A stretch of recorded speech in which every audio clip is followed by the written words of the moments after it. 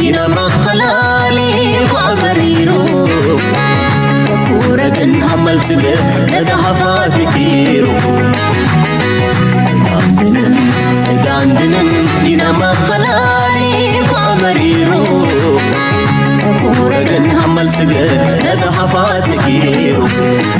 ورلا نقلي أنا نقل العكشة كبرت سدران أبنك كنكرايت عنكسو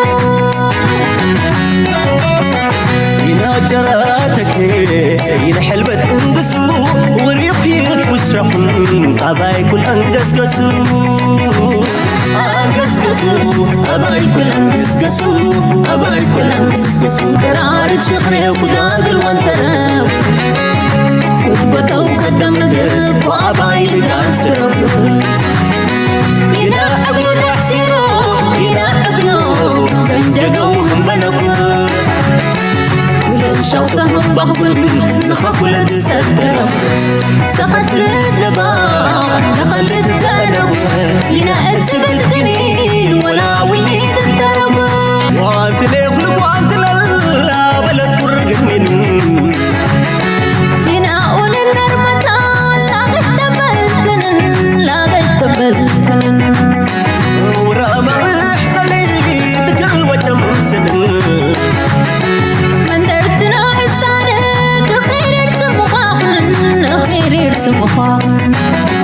وسوردك رخا كوني ودخلالي بلدت فراخاتي مكاني الشحلاني وبريلة فردا بريخراك سلام تخطاتلتنا إز channel كما يتخونوا تبوك تكونوا ناي ووترو تمنيتنايو كم زتريوا زلهم زيادة رفتريوا صنعكم كلتا بلوصات سنة ببنياتات إيرتراويان أتو برهانن هنا تبهالن بفلاي هنا ناتي عباي دقافيت نايزي channel يا كابزن ولد من سياتيا تادر فدما نهاجرنا قريفنا نحتحدنا نكاتاتل زلنا نسألينا مفتوتينا نخون زلنا سلمتاي قداينا بعلا كنفتح زي نخل سلمتاي بحر وخينا خنسرع زي نفتن سلمتاي مقا نسألينا عدل نبوت فليت درفنا بلينيا كم زي أنا زدولي exact لكل وديهم تاسرها زياسي قابي زكال له غيلا سلسديت اللي اسكا أتاكو علينا هنا كم دمانا أتو برهان أزيا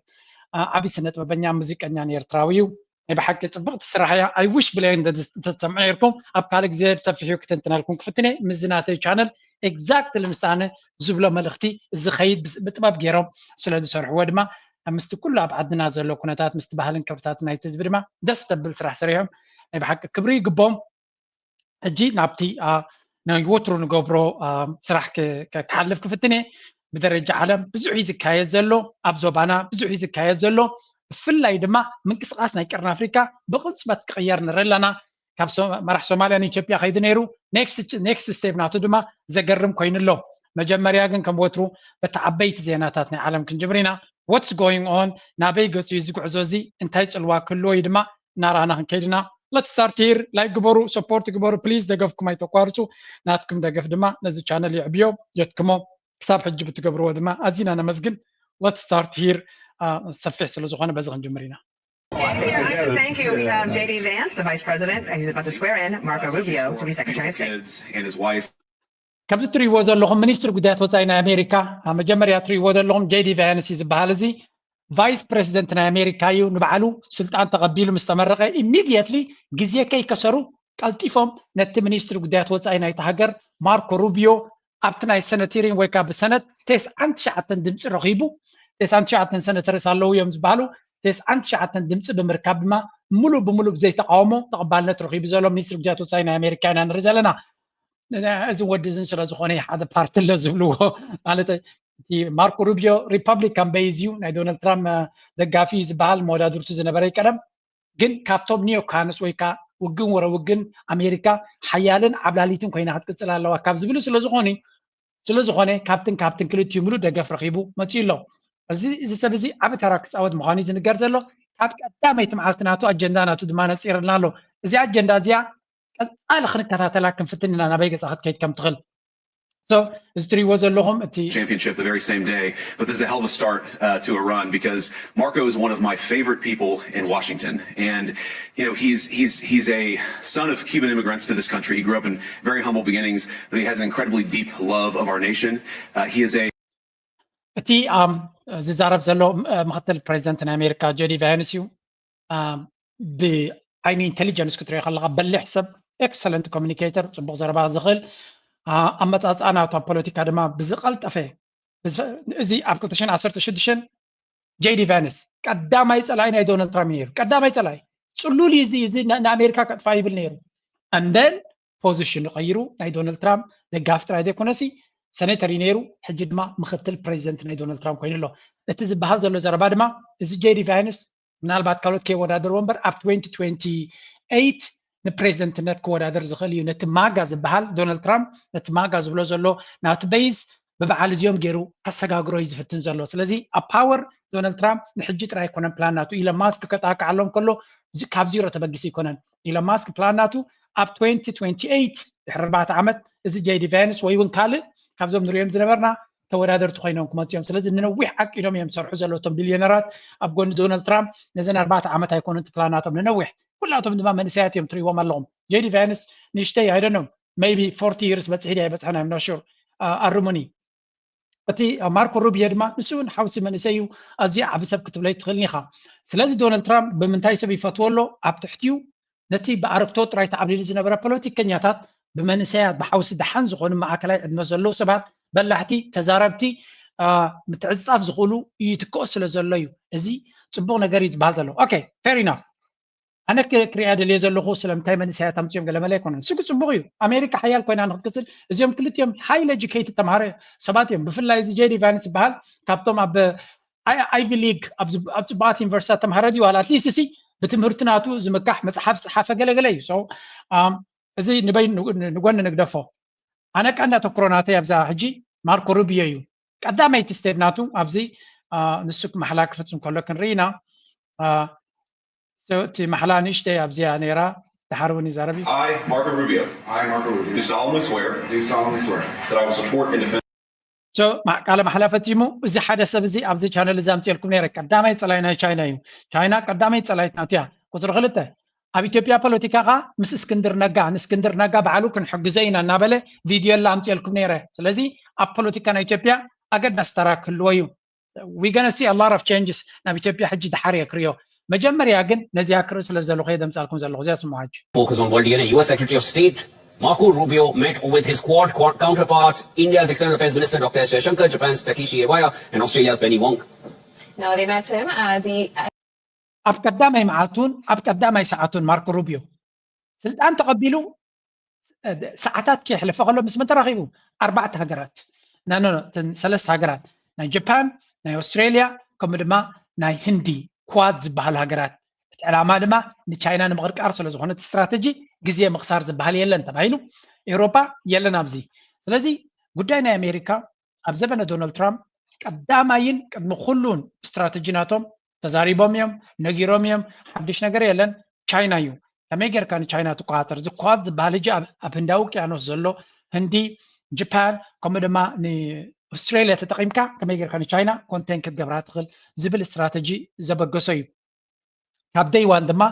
ኣብ ስትራቴጂ ናቶም የተክሩ ኣለዉ እዚ ማለት እንታይ ማለት ሕጂ ንስማዕ ዘብዚ The U.S. Department of State, the grouping which has been around for more than 15 years now, is seen as a major strategy of the four democracies to counter China's growing assertiveness and vast territorial claims in the region. And this includes all of the strategically important South China Sea and the democratic self-governing island. እዚ ኳት ሕጂ ክዛረብሉ ከለዉ መብዛሕቲ ግዜ ንሓበራዊ ስራሕን ሽርክነትን ብሓደ ንክንሰርሕን ዝገበርናዮ እዮም ዝብልዎ እቲ ዕላማ ግን ንፁር እዩ ዕላማ ናቱ ንቻይና ንምቁፅፃር እዩ ማርኮ ሩቢዮ ድማ መልሓሱ ክቀያይር ገለመለ ይፍትን ነይሩ ግን at the end of the day ስትራቴጂ ናቱ ካብ ኣፉ ክንሰምዖ ኢና ፅንሕ ኢልና ቀንዲ ኣተኩሮ ናቱ ኣሜሪካ ከመይ ጌራ ስትራቴጂካሊ ነታ ቀንዲ መወዳድርታ ዝኾነት ቻይና ተኣልያ እዩ ዘሎ ቻይና ከንታይ ትገብረላ ፅንሕና ክንሪኦ ኢና እሱውን ስለዚ እቲ ገይም ካብ ደይ ዋን ጀሚሮም ኣለዉ ሕጂ እዚ ኩሉ እዚ ዜናታት ዛብ ዝኾነ ክትሪእዎ ትኽእሉ ኢኹም ኣነ ኣገዳስነት ናቱ ንዞባና እዩ ዘገድሰኒ ኤርትራ ንዓለም እውን የገድስ እንዲሁ ግን ከም ኤርትራውያን እንታይ ፅልዋ ክህልዎ እዩ ንዝብል ድማ ንቻይና ክትቋፀራት ኮይንካ ኣሜሪካ እንታይ ክትገብር እያ ቻይና ኣበይ ቦታ ተዓብላ ኣበይ ናይ ቦታታት ትሕይል ኣላ እንታይ ዓይነት ስትራቴጂ ትኽተል ኣላ ንዕኡ ንምቑፃይ ኩሉ ዝከኣሎም ክገብሩ እዮም ቁፅሪ ሓደ ንኣብነት ኣብ ዘበና እንተመፂና ቻይና ኣብ ኣፍሪካ ዝለዓለ ሓይሊ ከም ዘለዋ ይዝንገር ገለ ካብተን ቀንዲ መበገስታት ናታ ኣብ ቀረን ኣፍሪካ ኢትዮጵያ እያ ኣብ ኢትዮጵያ ብዙሕ ኢንቨስትመንት ይገብሩ ከም ዘለዉ ኣብ ኬንያ ብዙሕ ኢንቨስትመንት ይገብሩ ከም ዘለዉ ኣብ ታንዛንያ ከምኡ ገብሩ ኣለዉ ኣብ ዲሞክራቲክ ሪፐብሊክ ኮንጎ ገለ መለ ኣብዚ ኣለዉ ነዚ ነገር እዚ ብኸመይ ካውንተር ክትገብሮ ትኽእል ኣብ ነፍሲ ወከፍ ሃገር ነቲ ናይ ቻይና ሓይሊ ከመይ ጌርካ ካውንተር ትገብሮ ኤርትራ ብግምት ኣይትኣቱን እያ ኣብዚ ምክንያቱ ቻይና ምስ ኤርትራ ንእሽተይ ዲል እዩ ዘለዋ ብዓይኑ ቁጠባ ቢልዮናት ኣይኮነት ኢንቨስት ትገብር ዘላ ኣብ በዓል ኬንያ ክኾን ከሎ ኣብ በዓል ኢትዮጵያ ኣብ በዓል ታንዛንያ ግን ብዙሕ ገንዘብ እያ ኢንቨስት ክትገብር ፀኒሓ ኣሜሪካ ድማ ነዚ ናይ ቻይና ምስፍሕፋሕ ጠጠው ከተብላ እያ ትደሊ ዘላ ስለዚ ኣብቲ ጉዳይ ኢትዮጵያ ታርጌት ክገብርዋ ምዃኑ እዩ ዝርአየካ ኣብ ኩሉ ነቲ ናይ ቻይና ምስፍሕፋሕ ንምቁፅፃር ብዝቐልጠፈ ሓይሊ ክንቀሳቐሱ እዮም ነቲ ናይ ቻይና ምስፍሕፋሕ ዝሕግዙ ዘለዉ መራሕቲ ድማ ኣብ ምልክት ሕቶ ከኣትውን ኣብ ሓደጋ ክወጥቁሞም ዝኽእሉን ኣሜሪካ ድማ ነዞም ሰባት እዚኣቶም ብፍሉይ ዓይኒ ክትሪኦም ምዃና ንኣብነት ነቲ ብሪክስ ዝበሃል ዘሎ ሃገር ብሎክ ዶናልድ ትራምፕ ድሮ ስልጣን ካብ ዝቕበል ተዛሪቡ ኣሎ ካብ ዶላር ወፃኢ ዝኾነ ይኹን ዝግበር እገዳ ታሪፍ 100% ከነውርድ ኢና ኢሉ ኣሎ እሱ ጥራይ ግን ኣይኮነን ኩሉ ዝከኣሎ ክገብር ምዃኑ ካብ ዶላር ክሃድም ንዝፍትን ብፍላይ ድማ እተን ምስ ኣሜሪካ ጥቡቕ ንግዲ ዘለዎን ንዓታቶም ንክቆፅዑ ድሕር ክብሉ ከም ዘይኮኑ ስለዚ ናይ ማርኮ ሩቢዮ ስትራቴጂ ናይ ዶናልድ ትራምፕ ድማ ብዓብዩ ኣብ ፎሬን ሪሌሽንስ ንጹር እናኾነ ይመፅእ ኣሎ ቻይና ቻይና ቻይና ዝብልዎ ካብ ዜሮ ተበጊሶም ኣይኮኑን ኤሮፓ ዳበይ ኣላ ኮምፕሊት ተረሲዓ ኣላ ኤሮፓ ፅንሕ ኢለ ናይ ኤሮፓ ክበኩም እየ ዶናልድ ትራምፕ ንኤስያ ከተኩር ከሎ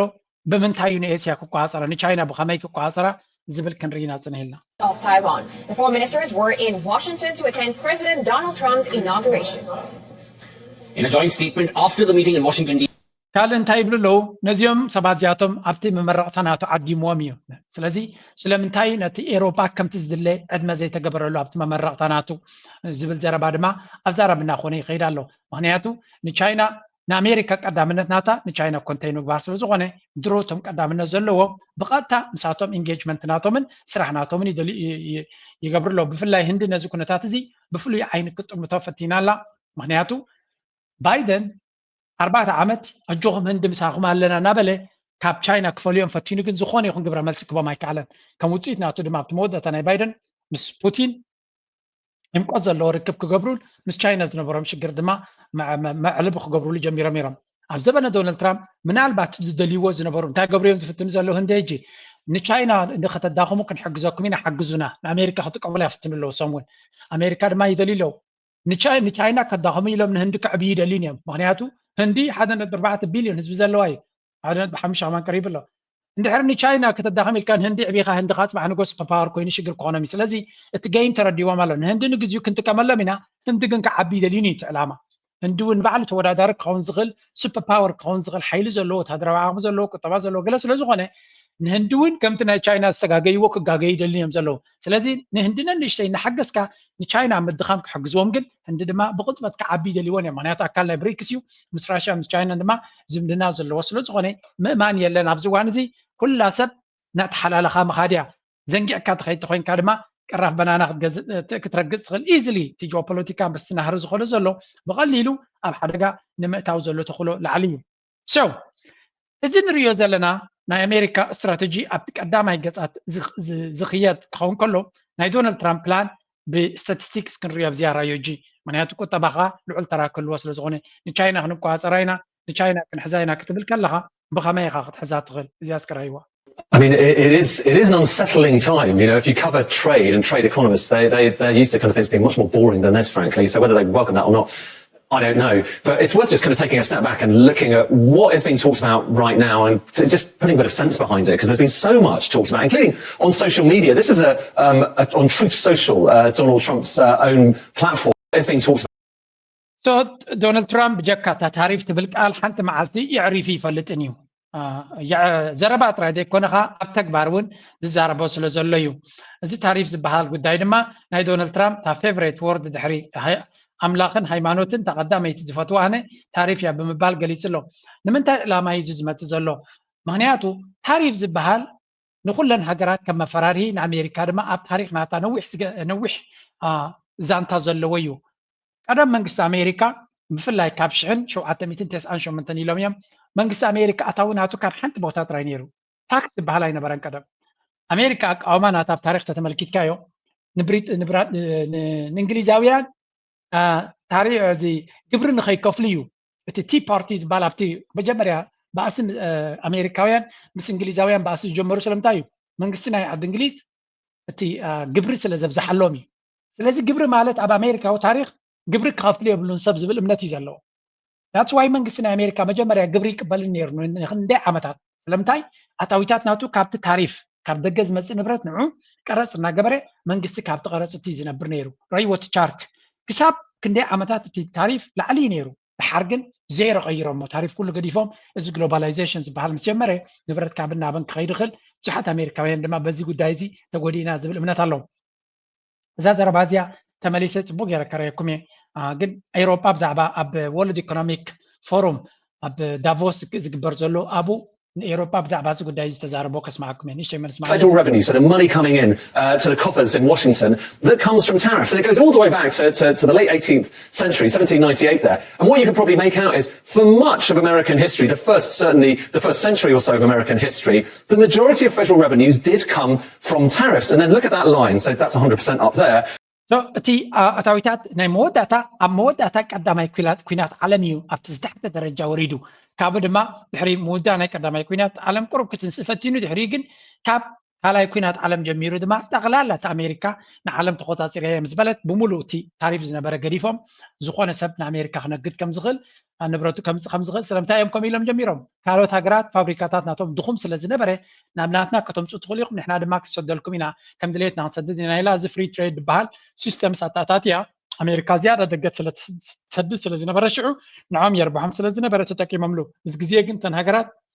أوروبا معبيلهم جابان معبيلو تشاينا معبيلو نتن دقت سدقو زنبرو بوتا تناتهم نبرت توداداري كونن بنصارو كاب دغز مص نبرت نتعداغاناتهم دومينيت ناغبرو خيدو سلازي ات تاريخاو امصاصاناي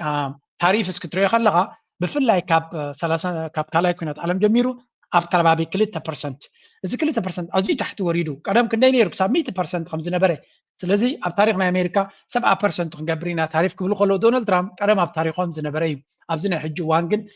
سلمتاي غن كم صغبر مريصوم نيشتي ولا نحنا كم هاجر كنري خلنا እዚ ነገራት ذكر دعنا خلالو ابزيا اتي 2% ولا 2% تعريف ገይሮም ዘለው بقصري كرأ خلو كن منتاي كون يخل نزبل ابزيا حنتلاتو سو اتاتاويتات اب اكلنا جي دي بي غير كاختري خلغا ولا كاب قدم تخونه دحان زخونه بركتي نيرو ابزي حجيغن ازي نيشتي كفال نايت جي دي بي وي نايت منغساتاوي US taxation sources as percentage of GDP كتري خلغا نيشتي مخانو انتخونه التمنقست ابزي وانا زي تقاملو زلو باجت دمارا يبزي. And when you look at the total spending that the government has to actually accommodate, well, it's a lot higher. That obviously is the Second World War, but you can see it's gone up and up and up, and there is a massive gap between what tariff اتبلع على تري وزر لهم اتب تحت زلو كاب قبرز رغبه زنبري كاب تعريف ديو كاب كالبس رغبه زنبري نايت منقست وصايغن كاب كالاي كنات عالم جميرو كن منتاين لعل كم زخده سلازي بزع ገንዘብ ዘጥፈት ኮይን መንግስቲ አታውናቱ ድማ ካብ ታሪፍ ትራይ ተቆይን ይብሉን ታይገብራሎ ሓድሽ ምንጭ አታው ገብራሎ መንግስቲ እንታይ ገይሩ ኣብዝራይ spring in, so money charged on imports coming from overseas and that line, and you need to find a way of bridging that line, and the way that line has been bridged in the last century or so is mostly through income tax and payroll taxes. So that's the red bit there. The dark red is income tax, then you've got so ነትጋብ መንግስቲ አንዳራ ካይዳናቱ አቡግን አብገለመለን ዘጥፎ ዘለ ካብየም ዘሎ ካብ ግለሰባት اب payroll كابتن كامبانيتا تاكس غفلو كم دبا انكم تاكس بال نجلسبات للعقم تاكس نخفلكا اتاويتا تركب منقس دما ابزدليو ነገር ابزح حشويه يطفو مالتيو كل زي ገንዘብ ካብ ግብር ዝረክቦ መንግስቲ ኣብ ህዝቡ ኢንቨስት ይገብሮ ማለት ኣይኮነን ናብነት ኣሜሪካ ክንደይ ክፋል ናይቲ ገንዘብ ናብ ዩክሬን ሰደኸም ዘላ ንርለና ኣብ እስራኤል ሰድወሎ ኣብ ካልእ ኩናት ወዝወሎ ኣብቲ ህዝቦም ኣይኮነን ዝጠፍ ዘሎ ስለዚ እቲ ህዝቢ ካብቲ ግብሪ ዝበሃል ሕማቅ ስምራት እዩ ዘለዎ በንፃሩ ኣብ ኤሮፓ ክትሪኦ ከለኻ ወላ እውን ናይ ኤሮፓ ከም ቀደም ኣይኮነን ዘለዎ ግን እቲ ግብሪ ናብቲ ህዝቢ ይምለስ እዩ ንኣብነት ኣነ ኣብ ስዊስ እየ ዝነብር ኣብ ዘይተደልየ ኩናት ኢዳ ይትእቱን እያ እቲ ሃገር መብዛሕትኡ ግዜ ኣብ መብዛሕትኡ ዘየድሊ ነገራቱን ኣይሳተፍን እያ እቲ ገንዘብ ኣብቲ ሃገር ኢንቨስት ዝኮን ትሪኦ ኢኻ ድማ ትሕቲ ቅርሲ ኣነ 15 ዓመት ገይረ ኣለኹ እዛ ሃገር ተቐይራ እያ ናብ ዝመፅእ ከማ ክንደይ ሓደሽቲ ህንፃታት ፅርግያታት ብፅጋን ገለመለ ኩሉ ግዜ ከማን ካብ ምሕርቲ ኮንስትራክሽን رباشي بزعدي بقى أبزخت كي هتصرجع في سامر جزية سلاد صرح ما بزعت جزية بزخت كي يمزعتوها حدثوا صرجعات صبغ نزل يوم دفرسي لهم يمزخسوا مازي انت خويني تفرسوا زلهم صرجع صبغ ده يلا إذا من قد صبغ ده يلا نابلي سبز حمي مازي سلازي انت مالتيو እቲ መንግስቲ ኣብ ሃገሩ ኢንቨስተርስ ዝገብረን የርቲ ገንዘብ ወሲዱ ፀገም ይብሉ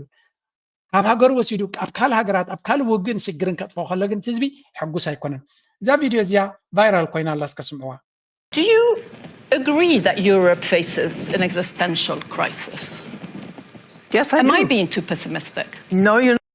ንማን የተሓትት ዘላ ትፈልጡ ኣለኹ እዚኣ ክርስቲና ላጋርድ ትበሃል ንሳ ድማ ፕሬዚደንት ናይቲ ሰንትራል ባንክ ናይ ኤውሮፓ ECB ዝበሃል ሰንትራል ባንክ ናይ ኤውሮፓ ናቱ ሓላፊት እያ እዚኣ ፕሬዚደንት ናይቲ ባንክ እያ ኣብዚ ናይ ወርልድ ኢኮኖሚክ ፎረም እንታይ ኢሎም ሓቲቶማ ኤውሮፓ ኣብ ሓደገኛ ኩነታት በፂሓላ እንተበልና ካብ ሓቅነት ዝረሓቐ ድዩ ወላ ቁሩብ ኣሉታውያን ስለ ዝኾና ኢና ከምኡ ንብል ዘለና ዝበለቶም እንታይ ትብሎም ኣላ ስምዑ ኣነ ከምኡ ክብል ከለኹ ፀረ ኤውሮፓ ገለገለ እናበሉ ብዙሕ ዝረቅሑለይ ዝፅሕፉለይ ሰባት ይርየ maybe they understand it that way but I'm just telling you reporters ከምነቱ ኩነታት ብቐረባ ዝፈልጡ ዝብልዎ መራሕቲ ዝብልዎ ዘለዉ እዩ Being too pessimistic. No, you're not pessimistic. I think we all have to be at this point in time realistic about the moment we're facing. And thank you for quoting my predecessor, the European Central Bank, Mario Draghi. He drew a very solid diagnosis of where we are, what the weaknesses are. So, no. ኣይተጋገኸን ኢላታ ኣይጋነንክን እውን ኢላታ ኤውሮፓ ብሓደገኛ ኩነታት በፂሕና ከም ዘለና ባል ሓንቲ ዝሕባእ ወይ እውን ዝሸፋፈን ነገር የብሉን ኢላታ أنا زي كونكو قد ما يبريزنت نايز بانك زنبرة ماريو دراغي أبزم سيالكم يرى فلوي ريبورت فلوي تلقو توهيبو إيروبا توداداريت نقد كون إيروبا عبر تودادار نخون تايك قبر على مزولو بتعمل حماقنا زلنا بزي حج زلنا ينتقصين لادما تقرر دا شقري دي سبينا زلو عابلو تخن قبر لنا نسودما حقتات كانت فعل لنا يلو بحقتات زتندقي نفات راونتن حدش تكالاتن عدل زي هب مدرخينا فتيرنا زلنا بمبال نحرك معبل كوينا عادة كباب 800 بليون يورو إنفست نقبر لنا كالاي دما كباب تي حقتات ريجوليشنز كامتن العلا بزحنا زلنا علينا حدش كامباينتات نخفريو من سيات ابزو خينم كالات نكهانسو كن حق زمان لنا زي بلاب تكون دما اب كيناتن جالن تفزلو غنزب اب اوروبا إنفست نقبر لنا زلنا ناي سكيورتي تساقم نحوار مفتوح نقبر لنا كابو وصاي كن اوروبا irrelevant كخون نابز قدد الشجر كاتم خانون تقوم زي بلو كونتيننت كون كم زغلن زغلص حبريتا بيمانن صقامن يدوت زلو كابتم عبيت مرحت نايتو كونتيننت زوت زل حبريتا يزي and that's why እቲ ኤውሮፓ ዝበሃል ኣብ ሓደ ዕላማ ኮይኑ ደው ኢሉ ናብ ሓደ መንገዲ ክጥምት እውን ኣይከኣለን ኣሎ መን ከይመርሖ ኣሎ እዘን ክልተ ደቂ ኣንስትዮ ትሪእዎን ዘለኹም ፕሬዚደንት ናይቲ ኮሚሽን ኡርሱላ ቨንደርላይን ብጀካ ኩናት ናይ ዩክሬን ካልእ ዝግድስ ኣይኮነን ኣብ ኩናት ናይ ዩክሬን ጥራይኻ ክትዛረብ ትሰምዓ ንቻይና ከነውድቕ ኣለና ንፑቲን ከነውድቕ ኣለና ንመን ከመሪፃ ካልእቲ ድሕርያ ዝዓበየ ስልጣን መን ይባተላ ነዚያ ካያ ካላስ ትበሃል ንሳኻ ራሻ ክትወድቕ ኣለዋ ራሻ ክትፈርስ ኣለዋ ካልእ ዝኾነ ይኹን ናይ ቁጠባ ይኹን ናይ ካልእ ክትዛረብ ኣይትሪእያን ኢኻ እቲ ትዛረቦ መብዛሕቲ ግዜ ኣፅዋር ክንገዝእ ኣለና ኣብ ዲፈንስ ኢንቨስት ክንገብር ኣለና ንራሻ ከነጥፋ ክንክል ኣለና ፑቲን ከይጠፍአ ኣብ ኤውሮጳ ምዕባለ ክህሉ ይክእልኒ ኤግዛክትሊ ነዚ ዝብሉ ሰባት ሒዝካ ኣብ ዓለም ተወዳዳሪ ክትኮን ኣይትኽእልኒ ኢኻ ንቻይና ክንቋፀር ኣለና ኣብዚኣ ዓቕምኻ ድማ ቻይና ንኤውሮጳ መርብሒቶም እያ ነይራ ቻይና ምስኦም ክሰርሕ ድልውነት ነይርዋ ግን ንኣሜሪካ ክሕጉሱ እንተኮይኖም ኣንጻር ቻይና እውን ክኸዱ ኣለዎም ልክዕ ከምቲ ንኣሜሪካ ክሕጉሱ ኢሎም ንኣንጻር ራሽያ ዝዋግብዎ ዘለዉ ነዳድናቶም ብሕሱር ክንዲ ዝገዙ ብክቡር ገዚኦም ኣብ ሽግር ዝኣትዉ ዘለዉ ሕጂ ድማ ኤግዛክትሊ ምስ ቻይና ከምኡ ዓይነት ኣብቲ ናይ ቻይና ናይ ኣሜሪካ ገይባት እዮም ምስ ቻይና ዝኾነ ፀገም ዘይነበሮም ኣብቲ ክርፍስ ናይ ቻይና ክኣትዉ እዮም ኩሉ ድማ ተተደሚሩ ነቲ ቁጠባ ናይ ኤውሮጳ እናረመሶ ክኸይድ እዩ ናይ ብሓቂ ኢኻ ትሓዝን ግን ያ بقعت محاضر تدير غيبك this is what happens. He also identifies a few areas for strength which are rarely quoted by anyone, but it's in there and in the report. And I would say that I agree with the existential moment that we're going through because there has been, number one, a good solid diagnosis, an indication of what we should do, and we are now getting this huge big push because another big player in the global economy is organizing things in a different way and is threatening some of the partners and the players with which that country was used to operate. And I think that's a second significant wake-up call, which can then bring the Europeans to do things differently, to act. And I would contend, Hula, that we have the talent, we have the money, and we have the ideas. But in terms of action and doing what is required, we need the push, we need the shift. Do you Europeans to do things differently? بحفشة انت تقول دلا اوروبا بكل من قد حوز بها زلات تقول دلا زي وورلد ايكونوميك فورم تزرب زربايو اوروبا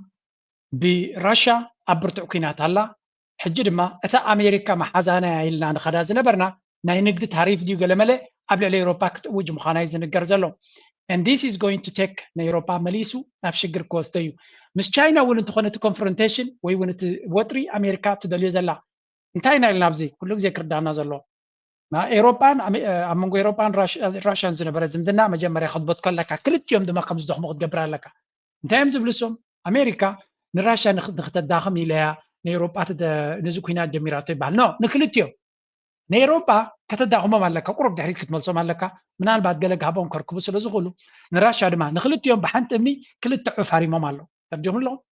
ندادي كابراشا نابي اوروبا زاتو زنبر كامريكا خمس خيت تقبرو اصوار كم حسم تشيت تكوينات بعل خابقيس كمالتي كلتيوم دما راشا تحريم الله كندي باجتن كندي ገንዘብን عني والله بزكوينات زي اوروبا دما خمو قطباناتهم عنونو يللو كلتيوم 10 عام دي قال ملن دحريت مليسوم مالو كالكوليشن امريكا حج انتايو اوروبا تودي تجيم امريكا دونالد ترامب حدش تشالنج دما تشاينا يزبال تشاينا كمي غيركا كونتين تغبرو نتوم ده حرم كام اوروبا دما مساخا غيركا انصار تشاينا دما تسلفون سلازي اوروبا بقند قداي كون زخلي انت تقول زنا نحنا اب نفسنا انت نتامامن نيرنا ناتنا بوليس انت نغبر نيرنا ገንዘብ አለና ዝተማሃረ ሕብረተሰብ አለና ሓሳባት ከምፁ ዝኽሉ መንስያት ኣለውና ኩሉ ነገር ክንገብር ምኻልና ግን ታይ ስጉምቲ የለን ትመርሕነት ናብቲ ዝድለ ዘሎ መንገዲ ክወስዶም ኣይክልኒ እቲ ምክንያት ድማ ሕማቃት መራሕቲ ስለ ዝኾኑ ዘይኮኑስ እቶም መራሕቲ ዝተተሓዝዮም እዮም ዝበሃሉ እቲ ብራስልስ ዝበሃል ኣሜሪካ ብድሕሪ መጋረጃ ሒዛታ እያ ኔቶ እዩ ዘመሓድሮ ዘሎ ኔቶ ድማ ናይ ውግእ ትካል እምበር ናይ ምዕባለ ትካል ኣይኮነን እዚ ኔቶ ክሳብ ዝተቆፃፀሮ ነቲ ብራስልስ እቶም ኣብኡ ዝመፁ ዘለዉ ንኩናትን ነቲ ናይ ውግእን መንፈስ ዝደፍኡ እምበር ንምዕባለን ንግስጋሰን ናይ ኤውሮጳ ዝደፍኡ ይኮኑን ስለዚ ናይ ብሓቂ ይሕዝነካ እቲ ናይ ኤውሮጳ ጉዳይ ኣብ ኤውሮጳ ስለ ዝነብርካ ንኣይ ፐርሰናሊ ኣብ ቀረባ እውን ዝትንክፈና ርእስቲ እዩ ኦኬ and then if we go back to ኤውሮጳ ሕጂ እንታይ ምርጫ ኣለዋ መራሕቲ ናይ ኤውሮጳ እንታይ ይገብሩ ኣለዉ ነፍሲ ወከፍና ናቶም ክገብሩ ጀሚሮም ኣለዉ ካብ ብራስልስ ካብዘን ክልተ ደቂ ኣንስትዮ ትርእይዎን ዘለኹም ሳልሰይተን ድማ እቲ ናይ ሰንትራል ባንክ ካብዚኣቶም ክመፅእ ዝኽእል ፍሉይ ነገር ከምዘየለ ስለተፈልጠ እቶም መራሕቲ ሓደክ ናቱ ክገብር ጀሚሩ ኣሎ ልስን ኣብዚ World politicians have been preparing for this day for months, the day Donald Trump returns to the White House. In Europe, his presidency is expected to have a big impact, with Ukraine, NATO and trade relations all featuring. So, who will the new president turn to build alliances? ሕጅንታይና ንርኢ ዘለና ኤውሮጳ እቲ ኩነታት ምቅያር ምስ ረኣዩ ሓደክ ናይ ነብሱ ክገብር ይብገስ ኣሎ ኤውሮጳ ድማ ብኸመይ መንገዲ እዩ ነቲ ኩነታት ምስ ኣሜሪካ ዘሎ ነቲ ቻለንጅስ ብኸመይ እዮም ክሰግርዎ ሓደ ካብቲ ዓብዪ ኣርእሲ ዘሎ እዩ መብዛሕቶም ሃገራት ኤውሮጳ ድማ ነናቶም ስትራቴጂ ክኽተሉ ጀሚሮም ኣለዉ ምክንያቱ እቲ ብራስልስ ነቲ ዝደልይዎ ነገር US President Donald Trump. Relations with the EU have already been shaken with threats of trade tariffs, while his remarks about Greenland suggest he's even prepared to challenge European territorial sovereignty. So, who will be Trump's allies in Europe and who might push back? Just weeks before his inauguration, Donald Trump hosted the Italian Prime Minister Giorgia Meloni at his Mar-a-Lago home in Florida. Seen as a key European እንታይ ትሕቶ ዘሎ ሕጂ ዶናልድ ትራምፕ ንኤውሮጳ ክድንግፀላን ከመሕራን ከም ዘይኮነ ርዱእ እናኾነ ኣብ ዝመፀሉ ዘሎ መን ንኤውሮጳ ከትሕና ዝኽእል መን እቲ ሓላፍነት ክወስድ ዝኽእል ንዝብል ብተደጋጋሚ እቲ ሚድያ ኣብ ሓንቲ ሰብ ይወድቕ ኣሎ ንሳ ድማ ጆርጂያ ሜሎኒ ትበሃል ናይ ጣልያን ፕራይም ሚኒስተር እያ እዚ ድማ ካብ ዜሮ ዝተበገሰ ዘይኮነ ምስ ክልቲኦም ጥቡቕ ዝኾነ ዝምድናን ምሕዝነትን ከም ዘለዎም ተራእዩ ስለ ዘሎ እዩ ስለዚ እንታይ ኢና ንርኢ ዘለና ኤውሮጳ ኣብዚ እዋን እዚ ተቐርቂሩላ ኣብ ዘሎ ካብ ኮይኑ ተሪፉ ካብዚያ ሰብ እዚኣ ጥራይ ምዃኑ ተስፉ ዶናልድ ትራምፕ ምሕረት ክገብረሎም ድዩ ወይስ ከመይ ክሪኦም ኣብዚኣ እዩ ዝወድቕ ዘሎ እዩ ዝበሃል ዘሎ described the meeting as beyond expectations.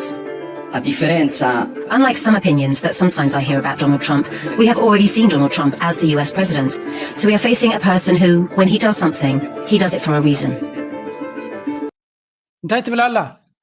إن من تايب زعبا دونالد ترامب بزح تزارب تغل دونالد ترامب نصور زخونه قليل زخونه من قد عزيز غيديو حدا نجر كقبر كله علامو نصوريو نتز دليو دما زقبريو نابنت نامريكا هبتام كقبر عيب لالو علامو نصوريو نامريكا نم هبتام تكقبريو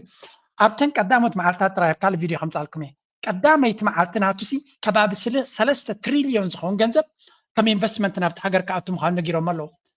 كامبانيتات كم حسوم يقايا حدا نا جابان كامباني تراي كباب 500 بليون جنزب انفست قبر مخانو نجيرو له زخا ارتفيشال انتليجنس داتا سنترز قلمل مالاتشو كم دما سعود عربون بليونات جنزب امارات كومو كالوت هاجرات عبيت هبتامات كوربوريشنز ببزح جنزب ناب أمريكا إنفست قبرها مخانا ينقرالو سلازي سبزي إن أمريكا جريت كقبرايلو يقبر دمالو جنزب كم حسم كم ماغنيت سحبالو انت يمزو لجي يا أنا يقبرنا صح قبر لمين هذا سب أبتهاجر ككوربوريشن استمتيوم تكالات تفتيرهم سراح فتري ناي سراح أدلات فترة بتهدي كواليتي سراح دما زخانة artificial intelligence ناي تكنولوجي أبزر أي وجه كاب زيرو استبقى سنقر كم زي كوني كتهازلكم أبي اللي حنت فيديو نيراتني زي سمعوا وجه كنت منتهي investment بتاع غريات خمزلو بعلم كزارة بخلوه. So let's talk about this big announcement that came down yesterday. It has to do with AI infrastructure and data centers being built in this country, things that are kind of tricky to understand. So practically speaking, what does this mean for our future? انتهي زبال زلو بزع جنزبنا بدونالد ترامب غالبا أتكاك بكات غين بحجر يكون كم كامباني أبي investment كتجبر كتكل على كاي زلوتي حتى نزيد ما بزحات سبات بزع جنزب بفلا ينابز artificial intelligence أوروبا دما تقلال لا نابز عودزي China أمريكان نابز عودزي زودا درازلوا أمريكا دما بزبنا دونالد ترامب نزي artificial intelligence dominate كبرو مخانو ميزن جرزلوا let's see. Well, first and foremost, it is a tremendously large investment in basically America winning the future. We've had a lot of talk in Washington and elsewhere over recent years about strategic competition. 500 بليون تراي أبزناي artificial intelligence أبي خزقي زلوا زاب أمريكا تكساس زلوا أمريكاوية the best opportunity تزبل as a state أبزعجي نحوارون نزقص العامات هذا ما تكساس يكون قدم كاليفورنيا تنيرو تكساس أبزوانزي ماغنيتا investment أب أمريكا خمسخانة أتي investment تكساس وفلوريدا يمتم كلته عبيت جنزب زعبا زلوا states مالتشو تكساس دما بزبلت من قدي ونأتي لما سكونه أبي زلوا عبيتنا entrepreneurs بوتا دما سان فرانسيسكو قدم ماغنيت ناي انتربرينورشيب زنبري بسنك تحمق محدرا ناي ديمقراط ساب كاليفورنيا زلو بزح انفستمنت يكون كالس كثيرا مالو حما بوليسي كسارا يمصالكا صبق بوليسي دما ገንዘብ ያምጻልካ ዝባል ኣብዝን ሪያል coming from China, supply chain dependency and trying to compete in these critical areas, but you have to have reliable baseload energy, you have to have secure supply chains to be able to run these things, and if for America to be the leading high-tech manufacturing export economy of the سم زي تي كوين زلويو أبزيا جن حنت نيرا نزيد تساتم بس إحنا لنا تكنولوجيا بعالم قدامه نخن كوينا أبزيا artificial intelligence بفتسم زودا درنا كله كم زي كل جيرنا كنقدم علينا نقوله بمبال زقبر زلويو إيروبا خي nothing ما أفكار زارب بتكبر جن زمتي investment يلن أبزعجي تي زعبي اسكازيوم يوم تم بحر وخينهم زلوا. It might not have been possible, but we are thrilled to get to do this, and I think it'll be great for Americans, great for the whole world. I mean, look, you mentioned some of these, from removing those regulatory barriers to unleashing the energy needed to power AGI in the United زعجي تري وزنا حكومة بزي سام ألتماني دبال نايزي open AI ناي chat GPT زبال مسراتيو مزناي جاباناوي ناي soft bank زبال بحدا partnership جيرم oracle زبال ثلاثة عبيت corporations بحدا قينهم عبنا investment أمريكا يفتسم الله وزغا حدا كفال نايتي دونالد ترامب أنا زمت ألكم زلقين أمريكا نابل ما بزعزات وزلوي أبزي أجن حنت كفال نيراتا تي have been slumbering in the old bet that globalization and internationalization of these things was going to be an efficient way of meeting the future needs. But Donald Trump uniquely organized campaigns in our country around the idea that we need to get serious about being able to manufacture and supply things here. Our allies also should not be forgotten of a government like China, where they have no ethics and unlimited resources to do whatever it is they choose, the highest surveillance state in the world. We need to have responsible stakeholders working together that value payment on that renewal that President Trump was talking about. Well, speaking of So انتايو مزبلو زلو بحفشا تي ناي artificial intelligence ناي تكنولوجي قلمله بجك كان احنا امريكا تبوك هانصو زخلي لن تشايناويان مورال زي بلوم حق دي فلتو قلمله نابلكا زي تلمو تريو ني كالوت مسيتان امريكا صبللتنت مهابيو obviously امريكا بزي حجز زخدو زلو it's too early to say but እዚ ዶናልድ ትራምፕ ዝኽተሎ ዘሎ ፖሊሲታት بتخكل كسر حالهم دحر خيلو أمريكا بوحدو ناي 20 ناي أسرع عام 3 عامات كود كيم زبهاز نبرة completely reinvent نفسهم كو قبرو خمس غلو نا أمريكا زعبي سأقام جناب زخر دعنا زلو نا investment نا corporation سأقام هيكونا نا أمريكا نايتي عمون جزلو ومن زي بلو من زلو جاب تزعبي سأقام نا أمريكا سي تي inequality بس حسب ولا حنتو زي بلون كاب عدلات ناي تمرتنا كاب عدلات ناي كتبا زرحاقه حزبي دخا مدخ حزبي نعبي متصالو اتهبت دما اب ايد وحداتنا تاكبي خيدالو እዚ ድማ artificial intelligence technology ተወሲኽ ካሉ መሊሽ ትገንዘብ ናብቶም ኮርፖሬሽንስ ከቢዩ ናይ ኣሜሪካ ተዛዕበየ ፀገም ቻይና ይኮነትን ክትከውን ራሽያ ይኮነትን ክትከውን ኢራን ይኮነትን ክትከውን ዝኾነ ሓይሊ ይኮነን ኣሜሪካ ፀገም ናቶም ውሽጣዊ ፀገም ናቶም እዩ እቲ ኣብ መንጎ ዘለዎን ዘይብሉን እቲ ካፒታሊዝም ከም ዘለዎቶም ሃብታማት ዝደለይዎ እናገበሩ ክኸዱ ከለዉ እቶም ድኻታት ድማ መመሊሶም ካብቲ መናብሮ ንታሕቲ ገጾም ክወርዱ ከለዉ ኣብ ገለ ፖይንት ክፍንጀር ከም ዝኽእል ስለዚ ናይ ኣሜሪካ በቲ ፖሊሲታት ናቶም ፐርፌክት ዝኾነ መንገዲ ዝሕንሱ ዘለዉ ይመስሉ ኣብቲ ሶሻል ስትራክቸር ናይቲ ህዝቢ ስትራክቸር ግን ከምቲ ዝድለ ለውጢ ይገብሩ ስለዘየለዉ እቲ ዝዓበየ ሪስክ ናቶም ክኸውን ዝኽእል ኣብ እዩ ኣብዚ ሕጂ ስምዕዎ እንታይ ክዛረብ Xi Jinping spoke on Tuesday after Donald Trump was sworn into office. It was a video call that lasted about an hour and a half, and it was certainly chummy. Xi Jinping told Vladimir Putin this year, "I am ready to elevate Chinese-Russian relations to a new level to counter external uncertainties by preserving stability and resilience of Chinese-Russian relations." እዚ ከምዚ ኢሉ እናሃለዎ ከሎ ኣብ መንጎ ክልተ ዓበይቲ መራሕቲ ናይ ዓለምና ድማ ራሽያን ቻይናን ልክዕ ዶናልድ ትራምፕ ስልጣን ምስ ሓዘ ዶናልድ ትራምፕ እንታይ ክገብር እዩ ትገይ ቻይና ኣሜሪካ እንታይ ክትገብር እያ ኣብ መንጎ ራሽያን ቻይናን ዘሎ ዝምድና ከዳኽምዎ ክፍትን እዮም ነዚ ድማ ክንደይ ግዜ ተዛሪቦም ኣለዉ እዚ ከዓ ንራሽያ ብናይ መንገዲ ናይ ዩክሬን ክንገድፈልኩም ኢና ገዳ ክነልዕለልኩም ኢና ገለገለ ኢሎም ግን ምስ ቻይና ዘለኩም ዝምድና ክትበትክዎ ኣለኩም ክብሎም ክፍትኑ ምዃኖም እዚ ምዃኑ ድማ ኣቀዲሞም ፅቡቅ ገይሮም ስለ ዝፈልጥዎ ዘለዉ ፑቲንን ፕሬዘንቴሽን ተራኺቦም ክልቲኦም ነቲ ዘለዎም ርክብ ካብቲ ዘለዎ ንላዕሊ ገጾም ከደይብዎ ምዃኖምን እዚ ከዓ እንታይ እዩ ኣብ መንጎኦም ዘሎ ነቲ ናይ ዓለምና ብኣሜሪካ ክፍጠር ዝኽእል ጋፕ ቻሌንጅ ክንገብረሉ ንኽእል ምድላዋት ክንገብር ኣለና እዮም ዝብሉ ዘለዉ ኣጋይን ኣሜሪካ ቀሊል ሃገር ኣይኮነን ከምዚ ኣብ መንጎ ፈተውቲ ዲ ኣብ መንጎ መሓዙታት እዩ ሓዋ ኣብ ምእታውን ጋፕ ኣብ ምፍጣርን ቀሊል ዘይኮነ ዓቕሚ ዘለዎ ስለዚ it will be seen ሕጂ ክረአ ናይ ራሽያን ቻይናን ትዝምድና ክሳዕ ክንደይ ክቕፅል ይኽእል ምክንያቱ ጌም ኦን ኣብ ቀዳመይቲ መዓልቲ ኣንጻር ቻይና ዝተኮራ ስጉምቲ ወሲዶም ኣለዉ ባይደን ሙሉእ ሓይሉ ኣንጻር ራሽያ እዩ ነይሩ ኣንጻር ቻይና እውን ነይሩ ግን ራሽያ ከዳኽማ ኣለኒ ኢሉ ነይሩ ፑቲን ግን ዶናልድ ትራምፕ ግን ንፑቲን ገዲፍዎ ኣሎ ዛዕቡ ይዛረብ የለን ኣተኩረናቱ ናብ ቻይና እዩ ስለዚ ኣብዚ ብዙሕ ነገር ክንርኢ ክንፍትን ኢና ምናልባት ከምቲ ዘልይዎ ተኸይድ ኣለዎ So our adversaries are going to react to a change in leadership, and this is how they're doing it. So how does Donald Trump respond to this elevated partnership? Well, of course, President Trump has said very frequently that he intends to open channels of dialogue with both leaders. Doesn't mean concession. It means he's going to take the temperature of the things that matter to him, the United States, the new American agenda. Of course, the priority in engaging Russia is going to be what Keith Kellogg, a special envoy. ብሓፈሻ እዚ ጉዳይ እዚ ኣብ መንጎ ቻይናን ራሽያን ዘሎ ዝምድና ኣሜሪካ ኣብ ዘበነ ዶናልድ ትራምፕ ብኸመይ ክራክ ክገብርዎ ይፍትኑ ኮኑ ክንርኢና ዶናልድ ትራምፕ ድማ ዕላማ ናቱ ከመይ ክኸውን እዩ ኤውሮፓ ድማ ናብዚኣ ኣብ ጆርጅያ ሜሎኒ ኣሚኖም እዮም ክኸዱ ብሓፈሻ እቶም ናይ ቀደም መራሕቲ ናይ ኤውሮፓ ናይ ጀርመን ይኹን ፈረንሳ ዝኾነ ይኹን ለውጢ ከምፅእሎም ከም ዘይክእሉ ተራእዮም ኣለዉ እቲ ጉዳይ ኣብ ጥልያን ከምኡ ድማ ኣብቶም የማናይ ክንፊ መራሕቲ እዩ ዝምርኮስ ዘሎ and this is going to be a very interesting development ኤውሮፓ ናበይ ትኸይድ ኣላ እቲ ካልእ ዓለም ድማ ናበይ ገፁ ይኸይድ ኣሎ ንኽንርኢ ኣገዳሲ መድረኽ እዩ ጎኑ ጎኑ ከም ወትሩ ዝገብሮ ኣብዚ እዋን እዚ ኩሉ ሰብ ክከታተሎ ዘሎ ኩነታት ድማ እዚኣ ኣርስቲ እዚኣ እስከዚያ ስምዕዋ መጀመርያ እንታይ ይካየድ ኣሎ If you're frightened of your debasement of your currency or you're frightened of your economic or political stability of your country, you can have an internationally based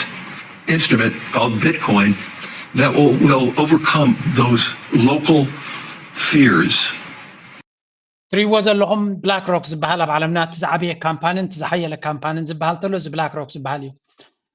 ኣብ ዳቮስ ኣብዚ ናይ ወርልድ ኢኮኖሚክ ፎረም ብዛዕባ ቢትኮይን ተዛረብ ምስ በልዎ ስለምንታይ ሰብ ነዚ ቢትኮይን ዝገዝኦ ዘሎ ኢሎም ስሓትዎ ምክንያቱ ብዙሕ ህዝቢ ኣብ መንግስታት ነቲ ካረንሲ ዲቤይስመንት ማለት ገንዘብ ፕሪንት ምግባር ምግዳፍ ስለ ዝኣበይዎ መንግስቲ ድማ ምትእምማ ከምቲ ናይ ቀደም ሰብ ይኣምኖም ስለዘየለ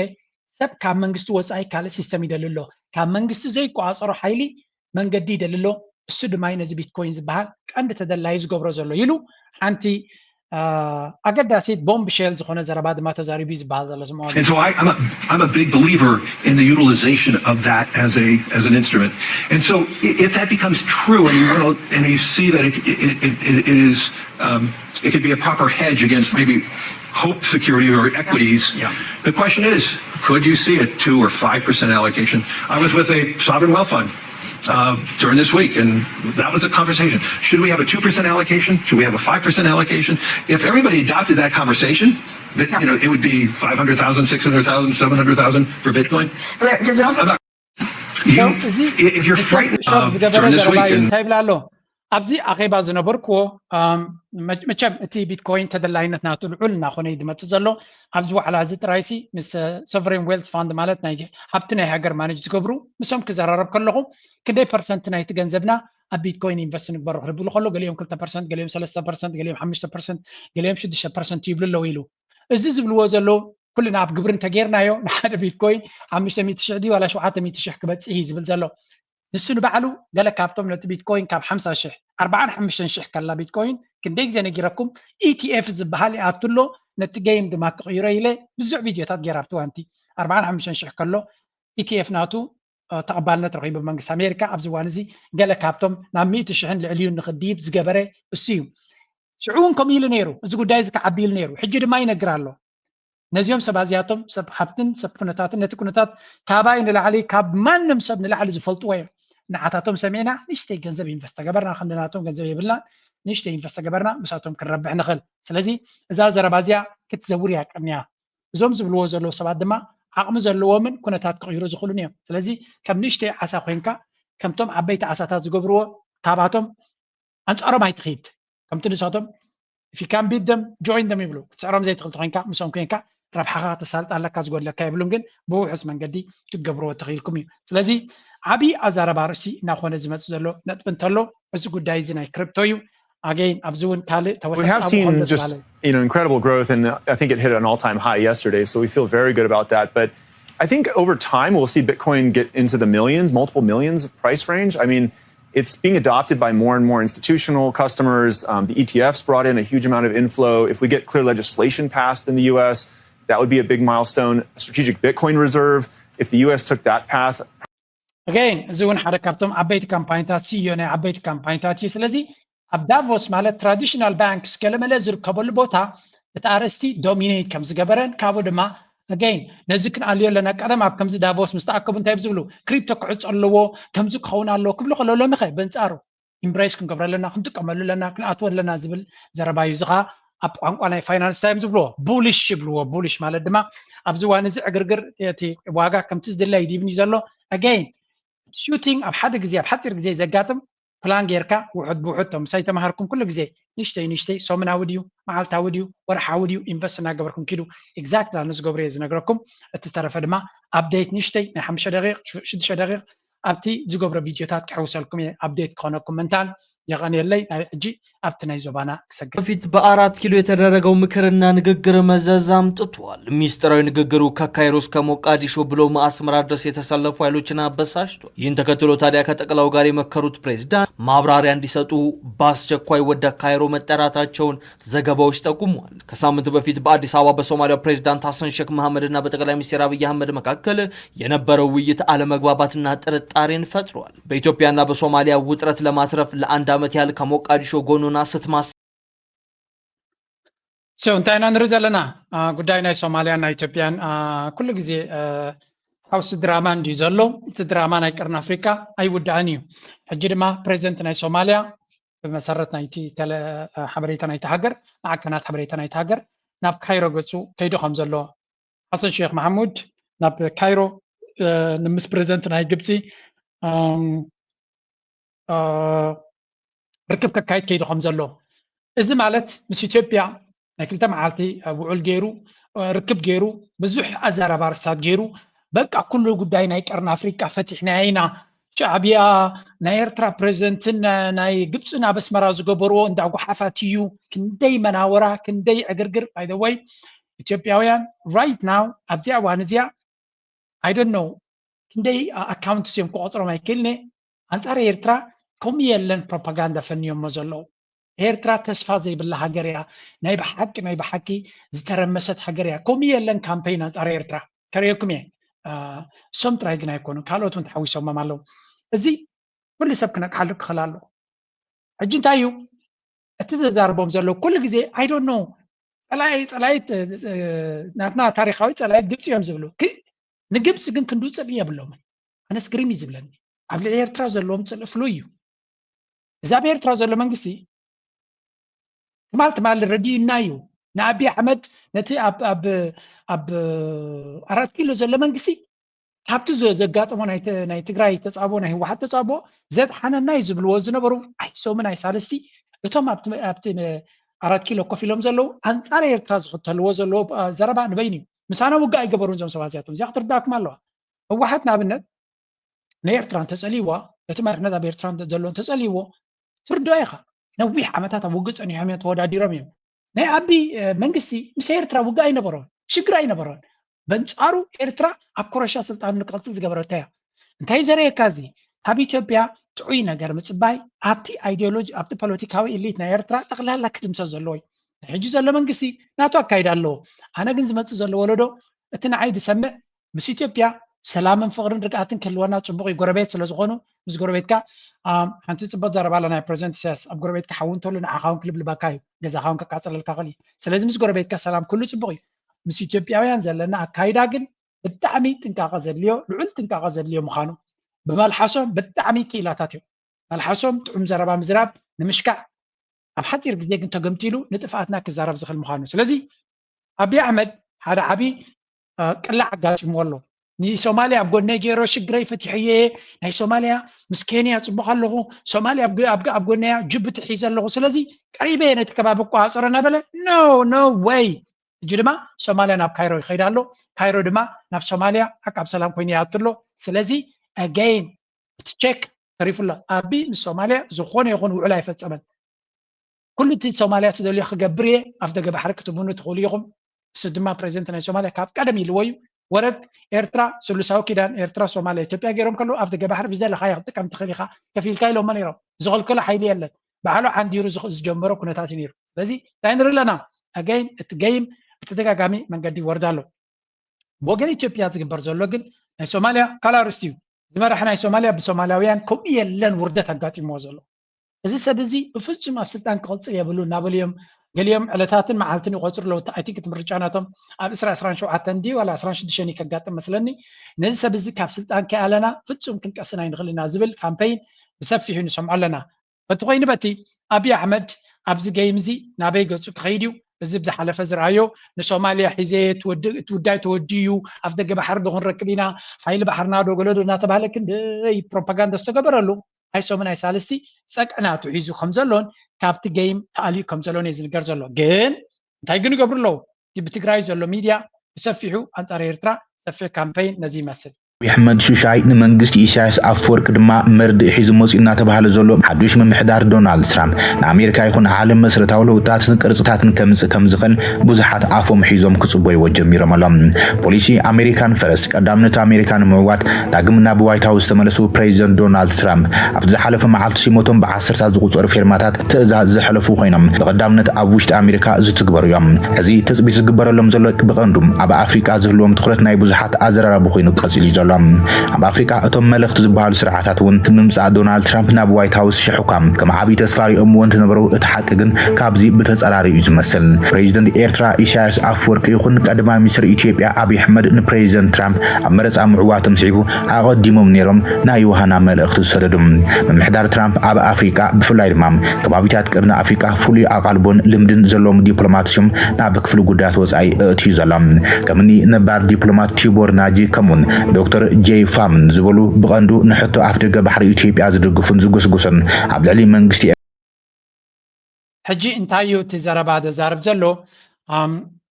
ዶናልድ ትራምፕ ብዛዕባ ቀርኒ ኣፍሪካ ዝኾነ ነገር ኣይተዛረበን ኣሎ ብዛዕባ ኣፍሪካ እውን ኣይተዛረበን ኣሎ እቲ እንኮ ነዚ ሚድያ ሸንኮልል ዘብሎ ዘሎ ናይዚ ቲቦር ናጊ ዝበሃል ኣብቲ ፖለቲካ ኣብቲ ናይ ስቴት ዲፓርትመንት ስለ ዝኣትዎ እዩ ገለ ካብቲ ዝገብሮ ዘሎ እሱ ድማ given my official position I cannot comment ኢሉ ሓደ ብዛዕባ ኤርትራ ብርቱዕ ዝኾነ ቋንቋ እናተጠቐመ ኤርትራውያን እሱራት ኣብ ኤርትራ ዝነብርዎ ዘለዉ ግፍዒ ናይቲ መንግስቲ ኤርትራ ዝገብሮ ዘሎ ዘይሕጋዊ ሰብኣዊ መሰላት ምጉዳል ዝብል እቲ ኣርቲክል እቲ ቀጻል ኣንጻር ኤርትራ ዝገብርዎ ካምፔይን ማለት እዩ ንዑ ባዕሉ ሼር ገይሩ እንታይ ስከይል ኣሎ ኣነ ኣብዚ ሕጂ ዘለኹ ፖዚሽን ኮይነ ኮሜንት ክብ ኣይክልኒ እንታይ ኢሎም መሊሶም ለኤርትራውያን ከምኡ የለን ፀርፊ ሕጂ እንታይ ዘርእየካ እዚ ኤርትራውያን ኣክቲቭሊ ኣብ ኤክስ ዘለዎ ኣክቲቪቲ ናይ ኤርትራውያን ናይ ብሓቂ ዝተባባዕ እዩ እዚ ከዓ ብፍላይ እቲ ብእንግሊሽ ክፅሕፍ ዝኽእል ናይ እንግሊሽ ዓቕሚ ዘለዎ ናይ ጀርመን ዓቕሚ ዘለዎ ናይ ፍሬንች ዓቕሚ ዘለዎ ናይ ዝኾነ ይኹን ኤሮጳዊ ቋንቋ ዓቕሚ ዘለዎ ኣብ ትግርኛ እውን ኣብ ኤክስ ምስታፍ ኣገዳስነት ኣለዎ ኣብ ፌስቡክ ፅሒፍካ ዝመፅእ ለውጢ የለን ፈርዲዮም ኣለኹም ናይ ፌስቡክ ጀስት ንዓኻ ንውሽጢ ንግላዊ ዕጋበትካ እዩ ፅልዋ ክትገብር ተደሊኻ ብዓለም ደረጃ ፖለቲካ ናይ ዓለም ተራ ክትፅዋት ተደሊኻ ግን ኤክስ እቲ ቦታ ምክንያቱ መራሕቲ ዝፅሕፍሉ ቦታ ኤክስ ስለ ዝኾነ ስለዚ ነዚ ሰብ እዚ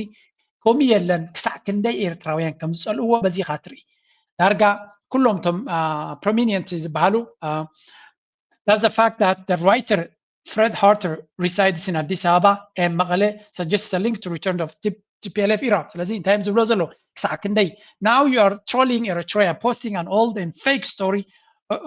orchestrated and prepared ኩሉ ትትግብሎ ዘለኻ ንኤርትራ ክንምንታይ ከም ትፀልኣሲ ብቓላትካ ገሊፅካ ኣለና ኣለኻ መጀመርያኻ ኣይኮነን ቀፃሊ ንኤርትራ ብፍሉይ ፅልኢ ከም ዘለካ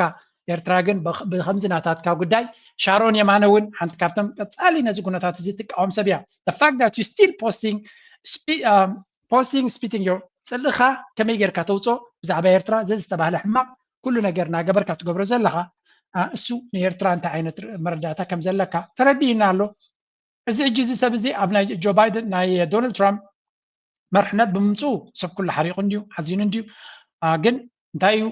ኣነ ናተይ ገምጋመ ዝወስድ ዘለዉ እዚ ሰብ እዚ ሓደ ካብቲ ቀዳማይ ዝደልዩ ኣብ ኢትዮጵያ ቻይና ክትወፅእ ይደሊ እዩ ኣሜሪካ ዝለዓለ ፅልዋ ክህልዋ ናይ ቻይና ተበግሶ ኣብ ኩሉ ኣፍሪካ ዝቃወም ሰብ እዩ ስለዚ ሜክ ኣሜሪካ ግሬት ኣጌን ትማጋ ዝበሃል ከመይ ጌርካ ንኣሜሪካ ኣብቲ ቦታ ትእትዋ ሓንቲ ካብዚኣቶም ክገብርዋ ዝኽእሉ ዝብልዎ ዘለዉ ሶማሊላንድ ናፃ ሃገር ንክትከውን ክሰርሑ ክእሉ እዮም ምክንያቱ ሶማሊላንድ ዝበሃል ሃገር ሶማሊላንድ ዝበሃል ዞባ ናይ ሶማልያ ንኣሜሪካ ዓብ መጋበርያ ክኸውን ይኽእል እዩ ካብቲ ኣብ ጅቡቲ ዝኸፍልዎ ዘሎ ብናፃ ወታደራዊ ቤዝ ንክተኽሉ ክቦም ይኽእል ዝብል ዘረባ ፕሮፓጋንዳ ብዙሕ እዩ ዝንፋሕ ዘሎ ስለዚ በዓል እዚ ድማ ፍሉይ ኣክቲቪስትስ ናይ ሶማሊላንድ ስለ ዝኾኑ እቲ ጉዳይ ቁሩብ ከካብዶ ዝኽእል ኩነታት ከም ዘሎ እዮም ዝነግሩ ዘሎ ካብዚ ተበጊሶም እዮም ድማ ኣብዚ እውን ሓደ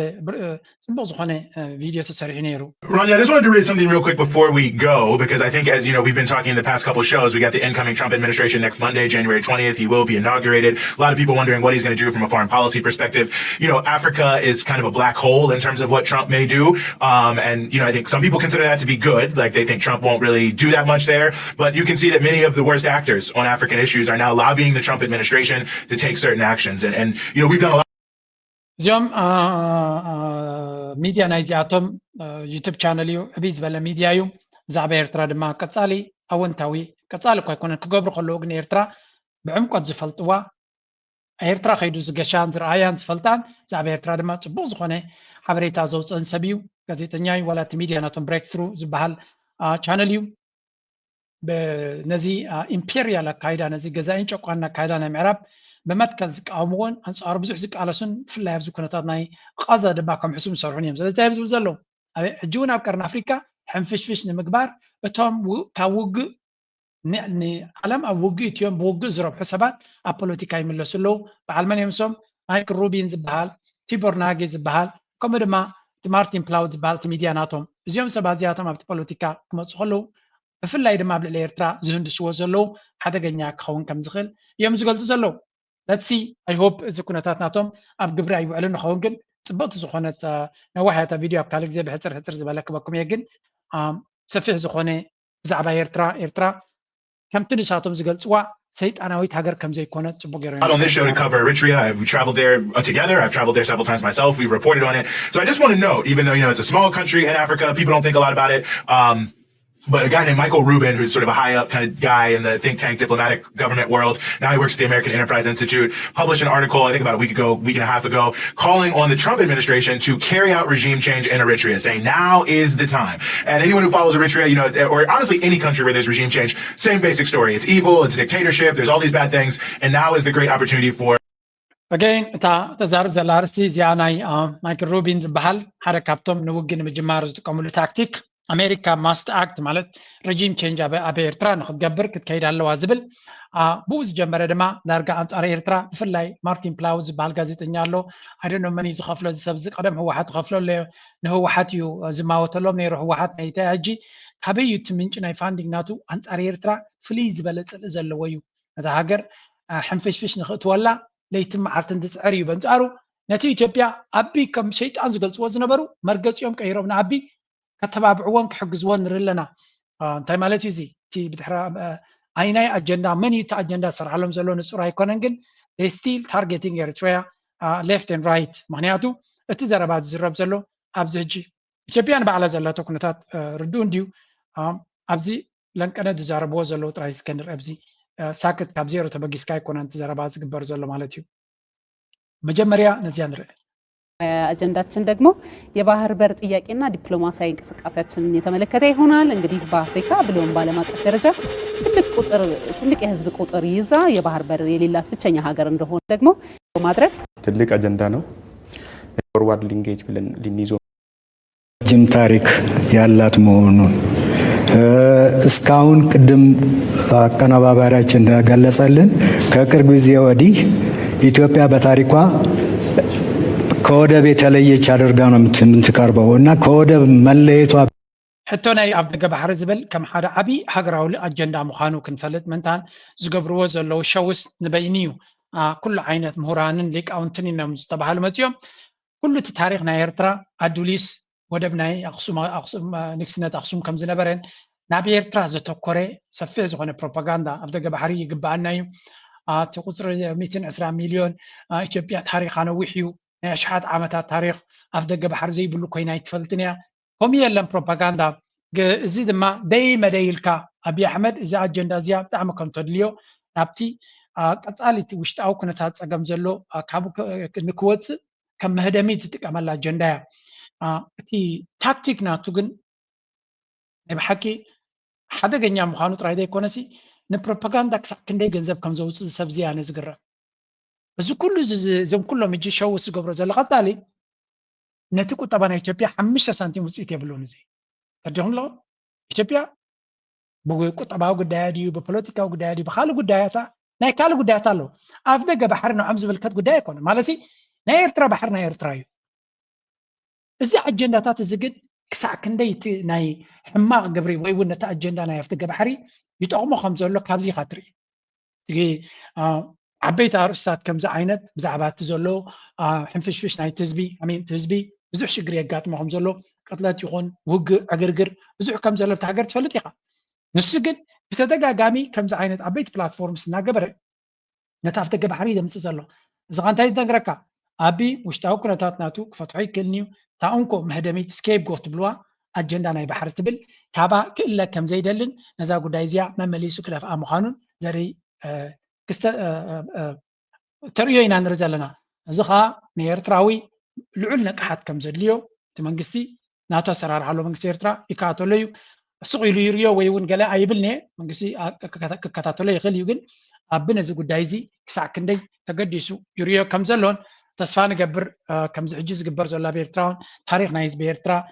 ብሰፊሑ ክትረኸሉ ዝግባእ ገድሊ ናይ ህዝቢ ኤርትራ ኣይ ቲንክ ኣብዚ ብፍላይ ኣብዚ ኤርትራ ሚድያ ኔትወርክ ዝብል ቻነል ቀደም ካብዚ ኣይፈልጦን ነይራነ ግን ካብዚ ሕጂ ካብ ዝርዮ ብጣዕሚ ዕምቆት ዘለዎ ታሪካዊ ሰነዳት ናይቲ ቃልሲ ህዝቢ ኤርትራ ኣካይዳ ናይ ህዝቢ ኤርትራ ካብኡ ወፃኢ እውን እንተኾነ እቲ ታሪካዊ መፃፃ ናይ ኤርትራ ንዑ ዝገልፅ ብዙሕ ትሕዝቶታት ኤርትራውን ካምፔይን ክትገብር ከም ዝግባእ ሕና እውን ብግደና ግን ካብ ውሽጢ ሃገር ካብቶም ቀንዲ ነቲ ኩነታት ዝወዓልዎን ዝፈልጥዎን ክመፅእ ከሎ ድማ ንሕና ሸር ክንገብሮ ንኽእል ምክንያቱ እቲ ፀላይና ነገራት ኣብ ምብልሻው ታሪክ ኣብ ምፅያቅ ሰፊሕ ዝኾነ ስራሕ ይሰርሕ ከም ዘሎ ኢና ንርኢ ዘለና ዕላሙ ኢትዮጵያውያን ንምእማን ክኸውን ይኽእል እዩ ኤርትራውያን ከይከውን ይኽእል እዩ ንኢትዮጵያውያን ግን ብምንታይ ዓይነት ታሪክ እዩ ዝእምኖም ዘሎ ስለምንታይ እዩ ኩሉ ግዜ ኣብ ልኡላውነት ናይ ኤርትራ ወይ እውን ኣብቲ ግዛኣት ናይ ኤርትራ ግዛኣታዊ ዶብ ናይ ኤርትራ ሃገር ናይ ኤርትራ ባሕሪ ናይ ኤርትራ ነቲ ልኡላውነት ናይ ኤርትራ ዝጥዕዝ ዘረባ ክዛረቡ ዝመርፁ እዚ ንባዕሉ ነፍሱ ዝኸኣለ ሕቶ ዘልዕል ጉዳይ እዩ ወላ እውን እዛ ጎረቤት ሃገር እዚኣ ካብ ኩሉ ኣብ ጎረባብትና ዘሎ ካብ ኩሎም እቶም ሃገራት ኣብ ጎረባብትና ዘሎ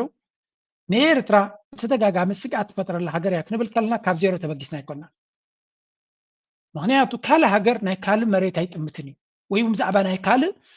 ኣፍ ደገ ባሕሪ ኣይዛረብን እዩ ወይ መሬት ኣይዛረብን ወይ ነዳዲ ኣይዛረብን እዩ እዚ ሃገር እዚ ግን ኤክሰፕሽናሊ ናይ ኤርትራ መሬትን ባሕርን ኩሉ ግዜ ምስ ተዛረቡሉ እዮም ከም ኣጀንዳ ኢቭን ናይቲ ሃገራዊ ቴሌቭዥን እዚ መንግስቲ ዲፕሎማቲክሊ ናይ ካልእ ሃገር ኣይጥምትን እዩ እዚኣ ዝጥቀሙላ ዘለዉ ድማ ከምዚ ከም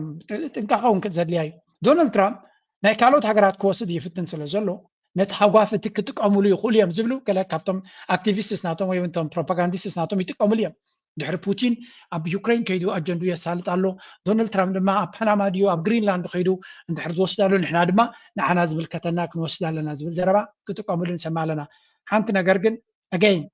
ኢትዮጵያውያን ዝብልዎ ይገብርዎ ወይ ክገብርዎ ዓቕሚ ኣለዎም ማለት ኣይኮነን ግን ድሌት ናቶም እኹል እዩ እንታይ ድሌት ኣለዎም ተፈሊጡ እቲ መንእሰይ መንኣንን መንእሰያት ናይ ኤርትራ ዝያዳ ክዛረብ ዝኽእል ነቲ ተረካቢ ሃገር ክኸውን ዝኽእል ብፍላይ ኣብ ደገ ዘሎ እምበራ ውሽጢ ዘሎ እኳ ክንምንታይ ይሰምዕዎ እቶም መንእሰያት ኣይፈልጥን እየ እቲ ደገ ዘሎ ግን ነዚ ናተይ ዝርኢ ክንምንታይ ቁፅሩ ብዘይገድስ እዛ ጎረቤት ኢትዮጵያ ሃገር ትበሃል ሃገር ሓንቲ ካብቲ ስትራቴጂካዊ ስግኣት ናይ ኤርትራ ስትራቴጂካዊ ማለት ንነዊሕ ዝጠመተ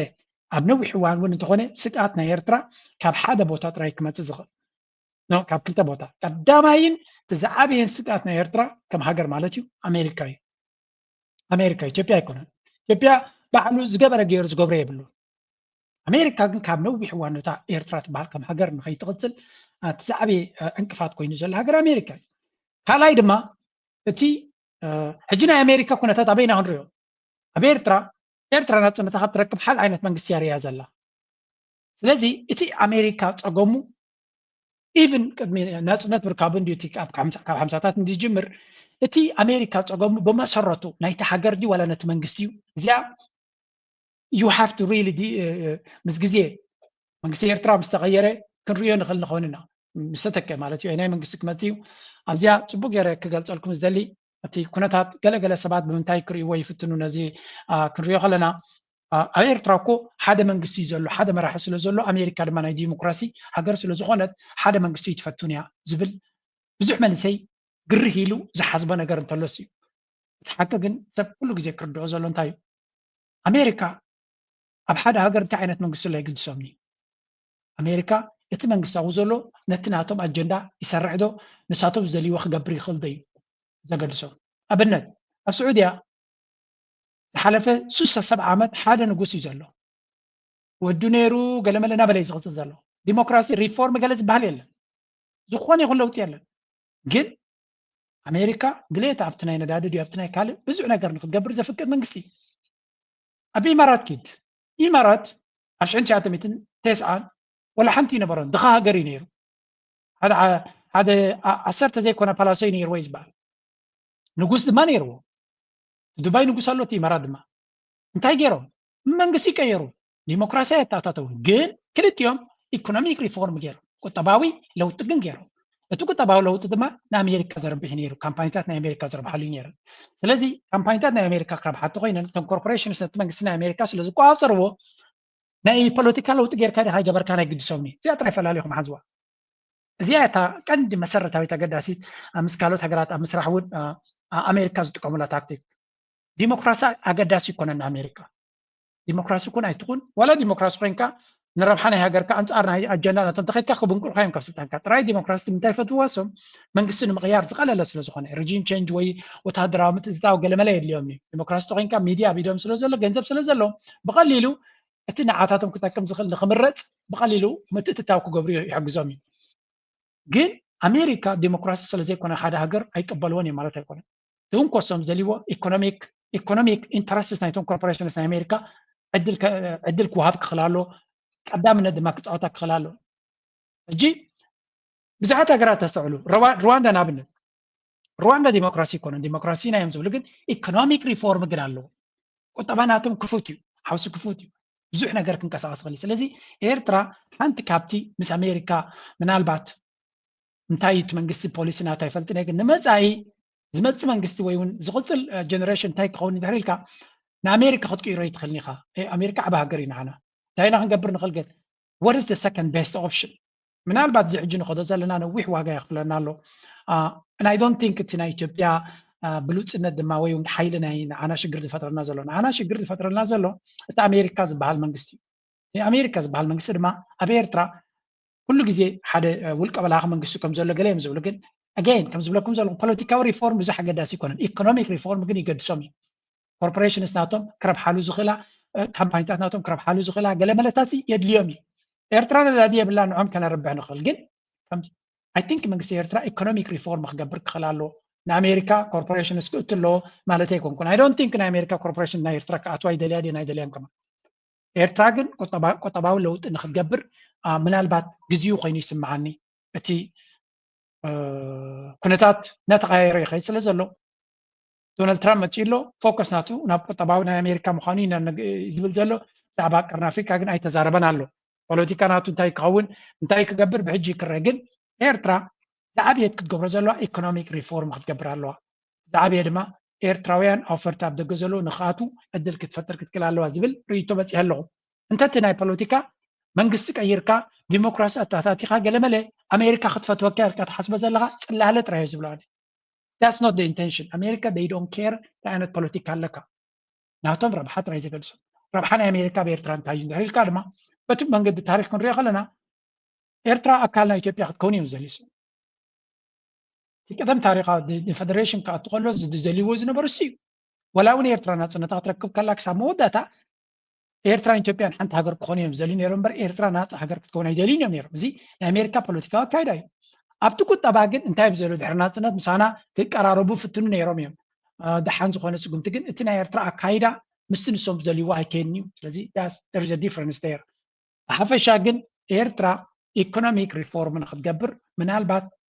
ሓደ ካብቲ ክትገብሮ ትኽእል እምበር ፖለቲካሊ ሕጂ ሓድሽ ምርጫ ታታቲኻ ገለመለ ኣሜሪካ ክትፈትወካ I don't think so ብኸምኡ መንገዲ ንኤርትራ ውሕስነት ዘለዎ መንገዲ ክኸውን ዝኽእል ኣይመስለንን ምክንያቱ መጀመርያ ኣብ ቁጠባ ከነተኩር ኣለና ድሕሪኡ ቀስ ኢልካ እቲ ዲሞክራሲ ዝበሃል ክመፅእ ኽእል ናይ ጆርጆ እምነት እዩ እዚ ኣነ ኣብ ከምኡ ዓይነት መደምደምታ በፂሐ ዘለኹ ምክንያቱ እቲ ብደገ ዘሎ መንእሰይ ክሪኦ ከለኹ እቲ ኣብ ፍትሒ ደልየ ዲሞክራሲ ደልየ ኢሉ ዝንቀሳቐስ መንእሰያት ክትሪኦም ከለኻ ዳርጋ ካብ ኣነ ካብ ዝመፅእ 2010 ጀሚሩ ኩሉ ዓይነት ምንቅስቃሳት ርአ እቲ ዲሞክራሲ ናይ ኤውሮጳ ስታይል ከተተኣታትዎ ኣይከኣልን እዩ ዝብል ዘለኹ ኣነ ኣብ ደገ ኮይንካ ኣብ ዓዲ ኤውሮጳ ከለካ ክትገብሮ ተዘይኪኢልካ ሃብ ዩ ቲንክ ኣብ ኤርትራ ክትገብሮ ወይ እውን ኣከባቢና ርአ ካልኦት ኩሎም ፈቲኖም ፌይል እዮም ገይሮም ሱዳን ዲሞክራሲ ዝፈቲኑ ፌይል ገይሩ ኢትዮጵያ ዝበሃል ዲሞክራሲ ኣለና ናበሉ ኢት ነቨር ወርክድ ፎር ደም እስከ ንገረኒ ጊቭ ሚ አን ኤግዛምፕል ዲሞክራሲ ኣብ ከባቢና ሰሪሑ እዩ ዝበሃል ስለዚ ኣብ ካልእ ሃገር ዘይሰርሕ ኣብ ኤርትራ ብፍሉይ ክሰርሕ እቲ ዲሞክራሲ ህዝቢ በሪፁ ገለመለ ዝብልዎ እሱ ኣብ ደረጃ ይተበፅሕና ኣሎ ኣፍሪካ ናታ ዓይነት ዲሞክራሲ ከተተኣታቱ እንተዘይክኢላ እዚ ናይ ኣሜሪካን ኤውሮፓን ዝጥቀምሉ ኣባና ክሰርሕ ዝኽእል ኮይኑ ኣይስማዕንን ኣነ ኸ ፎከስ ናተይ ኣብዚ ሕጂ ክሪኦ ከለኹ ድሕሪ ክንደይ ዓመት ኣብቲ ፖለቲካዊ ኩነታት ድሕሪ ምስታፍን ብዛዕባኡ ድሕሪ ምርኣይን እቲ ፖለቲካ ርግእ ዝበለ ፖለቲካ ውሕስነት ነቲ ሃገር ቀፃልነት ናይቲ ሃገር ከውሕዝ ዝኽእል ፖለቲካ ግን ኣብ ቁጠባ ክፉትነት ክህልዎ ዝብል መረዳእታ ኣለኒ ካብ ቀደም ድማ ከምኡ ሕጂ ድማ ኤርትራ መጠን ካብቲ ናይ ክራይሲስ ዝነበረ ኩነታት ናርሕ እቲ ክራይሲስ ኣሎ እንዲ ኣብቲ ዝባና ግን እቶም ካልኦት እውን ስራሕ ኣይቋረፁ ስለዚ ንሕና ንበይንና ጆሆ ንተሓዘሉ ምክንያት ክህሉ የብሉ ትግራይሲ ጆኖሳይድ ተፈፂምልና ኩናት ተጋይሩ ዕግርግር ተገይሩ ገለመለ የብል ነይረበት ህንፃ ጀሚሩ ኣብ ትግራይ ወረ ምስ ኩሉ ሓሸውየ ሓድሽ ኩናት ክጅምር ክእል እዩ ደብረፅዮን ምስ ከምዚ ኮይኑ ተሓሸውየ እናሃለወ እቲ ኩነታት ግን ይቕፅል ኣሎ ምክንያቱ ላይፍ ጎስ ኦን ወላ እውን እቲ ሪስክ እንተሎ እቲ ኩነታት ይቕፅል እዩ ምንባረ ይቕፅል እዩ ህይወት ይቕፅል እዩ ሪስክ ኣሎ ግን ዩ ሃቭ ቱ ሊቭ እዚ ኤርትራ ድማ መንግስቲ ዝገብሮ ዘሎ ፕሮጀክትስ ኣሎ ግን ንግለሰባት ፕራይቬት ሴክተር ንምትእትታው ክገብር ክኽእል ኣለዎ በንጻሩ እቶም ፀላትና ነዚያ ጥራይ ገይረ ኣብ ናይ ኤርትራ ክሰግር የሽው እዚህ ብቻ አይደለም ደማችን የሚፈሰው የሰው ሀገር ሄደንም ደም እናፈሳለን እናንተ በምትልኩን በምትሰጡን ትዕዛዝ መሰረት ስለዚህ እኛ ከዚህ በኋላ እኛም ህዝባችንም እንዲበጠበጥ ደሙ እንዲፈስ እንድንሰዋ አንፈልግም። ቁጭ ብላችሁ ተወያዩ እና ችግራችሁን ፍቱ። እንዲበጠበጥ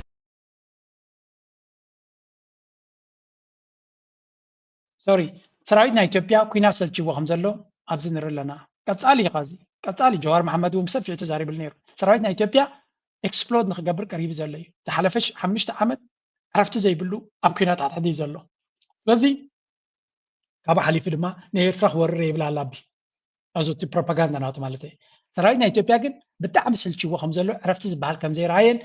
ብሞትን ስቃይን ዝነብር ዘሎ ሰራዊት ምዃኑ ቀጻሊ ድማ ዕድል ክዋሃቦ ከሎ ከምዚ ዓይነት መልእኽቲ ዝመሓላለፍ ዘሎ። ስለዚ ካብ ኢትዮጵያ ክመፅእ ዝኽእል ናይ ወራር ወታደራዊ ገለመለ ክትሓስቦ የብልካ። እቲ ፕሮፓጋንዳ ክቕፅል እዩ። ኣገን እቲ ናይ ባሕሪ ፕሮፓጋንዳ የርእየኩም ዘነ እሱ ኣጀንዳ ስለ ዝኾነ ንሱ ክቕፅል እዩ። ደው ዝብለሉ ምክንያት የለን፣ ጠጠው ዘብልሉ ምክንያት የለን። ምክንያቱ ነቲ ፖለቲካዊ ኣጀንዳ ናቶም ብጣዕሚ የገልግሎም ስለ ዘሎ that part is going to continue ኣነ ብናተይ መረዳእታ እቲ እንተቲ active war ሰፊዕ ዝኾነ ኩናት ኣብ ልዕሊ ኤርትራ ክገብሩ እዮም ዝብል ግን እምነት የብለይን። as far as I can see ንዑ ክኸውን ዝኽእል ካፓሲቲ ዓቕሚ ኣለዎም ዝብል እምነት እውን የብለይን ኣነ። ቦታ የለን ፃዕረኛ ህዝቢ ኣብ ዝኾነ ቦታ ፃዕረኛ ህዝቢ ከም ኤርትራዊ የለን ኣብዚ ከባቢና እዚ ኣነ ኣልዕለ ብለ ኮንኩን ዝዛረብ ዘሎ እዚ ኣነ ባዕለይ ዝፈልጦ ባዕለይ ዝነበርኩ ፃዕረኛ ህዝቢ ኣይና ኣብ ዓለምሲ ን30 ዓመት ብረታዊ ቃልሲ ዘካይድ ኣበይ ዓለም ተራዩ ብዘይ ደገፍ ኣሜሪካ አንጻሩ ሩስያ አንጻሩ ኤውሮጳ አንጻሩ ሃገራት ዓረብ አንጻሩ ን30 ዓመት ሓገዝ ዘይብሉ ደገፍ ዘይብሉ ብፅፍሩ ናጽነት ከረጋግጽ ኣበይ ዓዲ ተራዩ ኣብ ቪየትናም እንተራኣና ሶቪየትን ቻይና This is very true ታሪክ ኣብዚ ኣለንቀነ ምስ ምንታይ ከተሓዛ ስለ ዘለኹ እዚኣ ሓደ ሰብ ፖስት ገይርዋ ነይራ ኣብ ኤርትራ ከም ትሪእዎ ዘለኹም ሓደ ኤርትራውያን ኣምባሳደር ናይ ኤርትራ ኣብ ደቡብ ሱዳን in the inauguration of 20 megawatt solar PV plant and 14 megawatt battery energy storage system installed by Israel Group in collaboration with the Ministry of Energy and the South Sudan Electricity Corporation. ኤርትራዊ ዝውንኖ ትካል ከባቢ 20 ሜጋዋት ከመንጩ ዝኽእል ኤሌክትሪሲቲ ኣብ ደቡብ ሱዳን ከም ዘመረቀ ዝገልጽ ሓበሬታ ሪና ነና። እዚ እጂ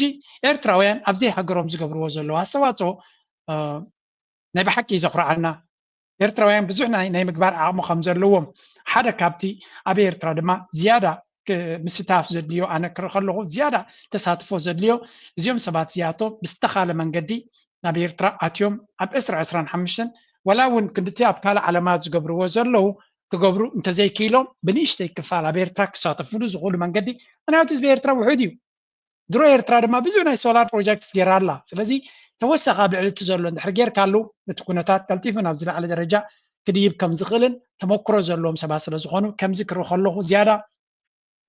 ነቶም ሰባት እውን ቻለንጅ ክንገብር ኢና። ዝያዳ ድማ መንግስቲ ኤርትራ ድማ ልዑል ድፍኢት ክገብረሉ ነዞም ሰባት እዚኣቶም ኣብ ምስሓብ ኣነ ድሕሪ ሕጂ ክርዮ ዝደሊ ናይ መንግስቲ ትካል ክምረቕ ጥራይ ዘይኮነስ ናይ ግለሰባት ዓበይቲ ፕሮጀክትስ ምስ መንግስቲ ኮላቦሬሽን ገይሩ ድዩ ናይ ግለሰባት ነቲ ሃገር ከበርክት ዝኽእል ፕሮጀክትስ ክምረቕ ከሎ ክንርኢ ናተይ ባህጊ በዚ ኣጋጣሚ ክገልጽ ይደሊ ማለት እዩ። ምክንያቱ ኤርትራ መንግስቲ ዝገብሮ ፕሮጀክት ጥራይ እኹል ኣይኮነ ነቲ ሃገር መንግስቲ ትምህርታት ክሃንፅ ይኽእል ኩሉ ግዜ መንግስቲ ግለሰባት ዘይገብሮ ፕሮጀክትስ ኣለ ብዓለም ክትፈልጡ ዘለኩም። ብዘይ መንግስቲ ማሕበራዊ ፍትሒ ክረጋገፅ ኣይክእልን እዩ። ስለምንታይ ከም ዝብለኩም ዘለኹ መንግስቲ ፅርግያ ግለሰብ ክንምንታይ ሃብታም ኮይኑ ፅርግያ ክሰርሓልካ ኣይደልን እዩ። ፅርግያ ይኹን ኣሎ ፅርግያ ከየወፅኦ ይኽእል እዩ። ሜይቢ ካብ ገዝኡ ናብቲ ዝደልዮ ቦታ ጥራይ እምበር ንሃገር ሙሉእ ፅርግያ ኣይሰርሕን እዩ። ሕክምና ክሰርሓልካ ኣይክእልን እዩ። እንተሰሪሑ ድማ ክቡር እዩ ናይ ግለሰብ ማለት እዩ። ፕራይቬት ነገር ክውንንዎም ዘይክእሎም ነገራት ፅርግያታት ትሕቲ ቅርፂ ናይቲ ሃገር ናይ ፅርግያታት ናይ ዲጋታት ናይ ቤት ትምህርታት ናይ ሕክምናታት እዚ ናብ ግለሰባትን ናብ ትካላት ተገዲፍከ ሓደጋ እዩ ነቲ ሃገር ምዕሩይ ዝኾነ ርትዓዊ ዝኾነ ሰርቪስ ክህሉ ይክእል እዩ። ካልእ ነገራት ግን ግለሰባት ክገብርዎ ዝኽእሉ ብዙሕ ነገራት ኣሎ ፕሮጀክታት ኣብቲ ነቲ ሃገር ኣብ ምምዕባል ሆቴላት ድዩ ካልእ ንቱሪስት መስሓቢ ክኸውን ዝኽእል ድዩ ሕርሻታት ድዩ ዓበይቲ ልምዓታዊ መንገድታት ድዩ ኢንዱስትሪታት ድዩ እዚ ግለሰባት እዮም ዝያዳ ልዕሊ መንግስቲ ክሰርሕሉ ዝኽእሉ ስለዚህ መንግስቲ ኣብቲ ቀድማሉ ዝኽእል ዓበይቲ ትሕተ ቅርፂ ክሰርሕ ከሎ ግለሰባት ድማ ነቲ መንግስቲ ዝሰርሖ ፕሮጀክትስ ኣብ ትሕቲኡ ኮይኑ ነቲ ልምዓት ከምፅእ ዝኽእል እንተተገይሩ ኣነ ንዝብል ዘለኹ ንመንግስቲ ይኮንኩን ዘማኽር ዘለኹ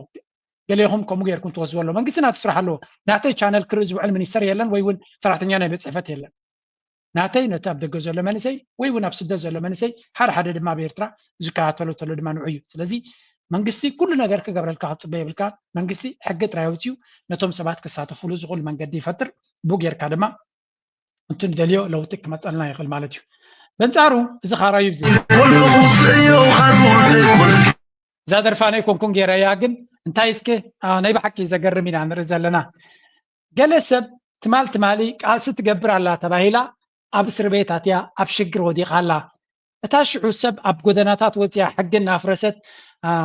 ዳስ ናይ ኤርትራውያን እናፍረሰት ሕጊ ትጥሕስ ዝነበረት ሎሚ ኣብ ስጁን ኮይና እታ ነቲያቶም ጅግንነትን ታሪክን ፍፀም ኣሎ ኢሎም ገንዘብ መዓታ ዓቢቶም ሎሚ ከም ሓደ ዓቢ ቱሪስት ኮይኖም ሂወቶም እንጆይ ዝገብሩ ዘለዎም ሂወት ነዚያ ትመስል ኣነ ነቲ መንእሰይ ዝነግሮ ንስኻ ሓደጋ ኣብቲ ሓደጋን ኣብቲ ሓደ ገበናትን ንስኻ ተኣቱ ብዋጋኻ ድማ ገንዘቦም ኣኪቦም ከምዚ ገይሮም እንጆይ ይገብርዎ ኣለዉ ሂወት ኣይነው ንገሊኦም ነዚያ ክርዩ ከለዉ ደሞም ከም ዝፈልሓሎም ዲስ ክልቲኦም ሓንቲ ካብ ትግራይ ኮይና ኣጀጋኑ ኤርትራውያን ዝገብርዎ ዘለዎ ገለ እናበሉ ይዛረብሎም ነይሮም ንባዕሎም ዊስኪ ሰትዩ ኣለዉ ኣብ ክለባት እንጆይ ይገብሩ ኣለዉ እቲ ሽዑ ኣብቲ በረኻታት ወፅዩ ኣብቲ ጎደናታት ናይ ኤውሮፓ ሕጊ እናጣሓሰ ሽግር ዝፈጥር ዝነበረ ጆን ብላክ ድማ ኣብ እስር ቤት ኣትዩ ኣሎ ናይ ምውፃእ ኣንፈት እውን የብሎምን ስለዚ ኣገይን ላይፍ ኢዝ ላይክ ዛት ድሕሪ በትሪ ኣያሹ ኮይንካ ተዘይለቢምካ እቶም ጎራሓት በትሪ ናቶም ክገብሩካዮም ብዋጋኻ ሂወቶይ እንጆይ ገይሮም ከም ትሪኦ ዘለኻ ገሊኦም ናብ ታይላንድ ገሊኦም ናብ ኢትዮጵያ ናብ ትግራይ እናኸዱ ሂወቶም ብከምዚ ይሕልፍዎ እቲ መንእሰይ ድማ ዋጋ ይኸፍል ማለት እዩ እዚኣ ጥራይ ክትበርሃልኩም ክትክእል ኣለዋ هذا ظهر متن له مسراتنا ياكلن مسراتنا يوانيش انت انت ودبات ابو بلا بعبروسهم مدود دخونه وطرهم ترديك اوكي هو مالك حدا جاي هو كم زي كياتنا خلنا سي سؤال تيوري كم بعد كمال علينا أي وكلتنا يأكلن كم بعد دانيالنا نوانيش انت تأتوس تايم بالنا أي لما علنا تقلش نام بي تقلش نام بي تقلش يا بتكرينا ما داري مسلك دحري سلفا سيترفا بحال زربالو حدا خمس جلسة كاتنا حقو نحنا فلور سايكونا نيرنا مدار نيرز باكمات مسرتينا نيرنا حسابي خا تحساب تجن حش أمارات نمتاي برتدي قوينو هاجر عبرة سبن مفرط يكون عجي 0-0 guys دي فيديو دي انترفيو ناي دانيال ناي كمال علن نبزو حسابات ناي بحكي أقطعوهم كم زلوا نرلنا سلامتاي زقطعهم زلوا دما بجنزبومن بنبرتومن أفتقرأي كيد إنجويز جبر زلوا زي قطعهم سي أمنتاي كانوا إلهم كيرتراين عندهم هاتيوم زتولدولون زعبايلون بوتان ريهم كما تقولون انت اذا قرأت اذا قلت علك دائما جنزب وسيدهم كيدهم ناي جنزب ناي محبر دوسيدهم الكان كيدا بإيرتراويان دا سافرس حقت حس جننات ينسو نابلكا اب يوتيوب كوفي لي شدش فيديوهات غيرو اشحات كعبو عكيبو اب تግራይ هيوتو انجوي ዝገብር ዘሎ እዚ ከቆጣ ሓካ ዝግባ this is the irony ነዚ ዝድግፍ ሰብ ኣሎ ብግምጣሉ ድማ ሃገሩ ኸይዱ ምስ ህዝቡ ተራኺቡ ጉዳይ ናይ ልምዓት ናይ ሃገሩ ብፍላይ ኣብዚያ ሓንቲ ዳንኤል ተዛረባላ እስከ ስምዑ ኣብዚያ انا اكل ابال هجده فايكونكو ساعجي مال ني ما نقول لي ابو اوفيس كوينا نفلط ابالكم دخون خوينو انت تخون ون كاوم العالم خونكو انا تزبا جنبار ديمقراطي فتحن زبل كاون على حساب يلا ግን ኣብዛ ሰዓት እዚኣ ልዕሊ ህዝባዊ ግንባር ኣብ ኤርትራ ውደባ ገይሩ ሃገር ከመሓደር ትኽእል ኣለና ዶ እስተለና ትብል ከመ ማራፃ ስለ ደይብልና ግን ኣብ ደይብልካ ይትካትዓን ኢኻ እንጀራ ይብልና ነበር በርበረ ተተህልስ ኢላ እንጀራ በርበረ ገይርኩም ንበልዓኩም ነይሩ ወቅቲ የለ እጅ ኣብ ደይላ ይንሆ ተፊና እቲ ሓያል ጎናቱ ብ100 ግዜ በዝሕ ኣብ ማሕበረ ፍትሒ ድዩ ኣብ ጥዕና ድዩ ኣብ ገለ ምፅዎ ዘሎ ዝሓለፍ 30 ዓመት ድክሓድ ነገር ኣይኮነን መስመራ ኸሊልና ቅድሚ ሳለስተ ምስ أول كنا رينج رود إنجلند أنا يزخل مجد واسع يزخل لو أود كنا نزارب دلنا أبكر نظام كلهم كنا يتغيروا دلنا من سات تسرعوا من يزارب دلنا كابزن على خال أمارات يبنا تصبوا دلنا وسي ولا سيلين دابل كادي قرن دابل كات تحت بايتا إنفراستراكشر تغيروا له التاريخ دبها لك كم زجبر تقولنا دعلومي أميريا خونك ديماند تقبل يكون من قصير تخمس جبر الله وزن حمش أنك تاريخ مالي لك تكات عله إن فات أبزي من قصة زمر حلوت بالت من قصة زمر حلوت بالت من قصة أبعد لها خوين يكون اللوت لمسي ما فيلو ودباتات غيرو كم زاد جبرنا يزلي أرنا اسمها فلاس نبرة كونفرنس عينت غيرو تمال كمان هم نقولنا تقدر فاوش تهجدوا فتوادات يبو زي أبزلنا يا زمان زي public debate دبها سوشيال ميديا كم ديمقراطية قطران نسو بقت هلا وجن أبزل وهنزل ناي صلولات ناي تكتاك قال لما لقينه هو أنا حالي في 10 سنة جميل خسر 10 عام أنا قيد لنا على ف زقول عامتات جزيو 10 عامات بقى له ما قال له جن حجي ناي بوليتيكا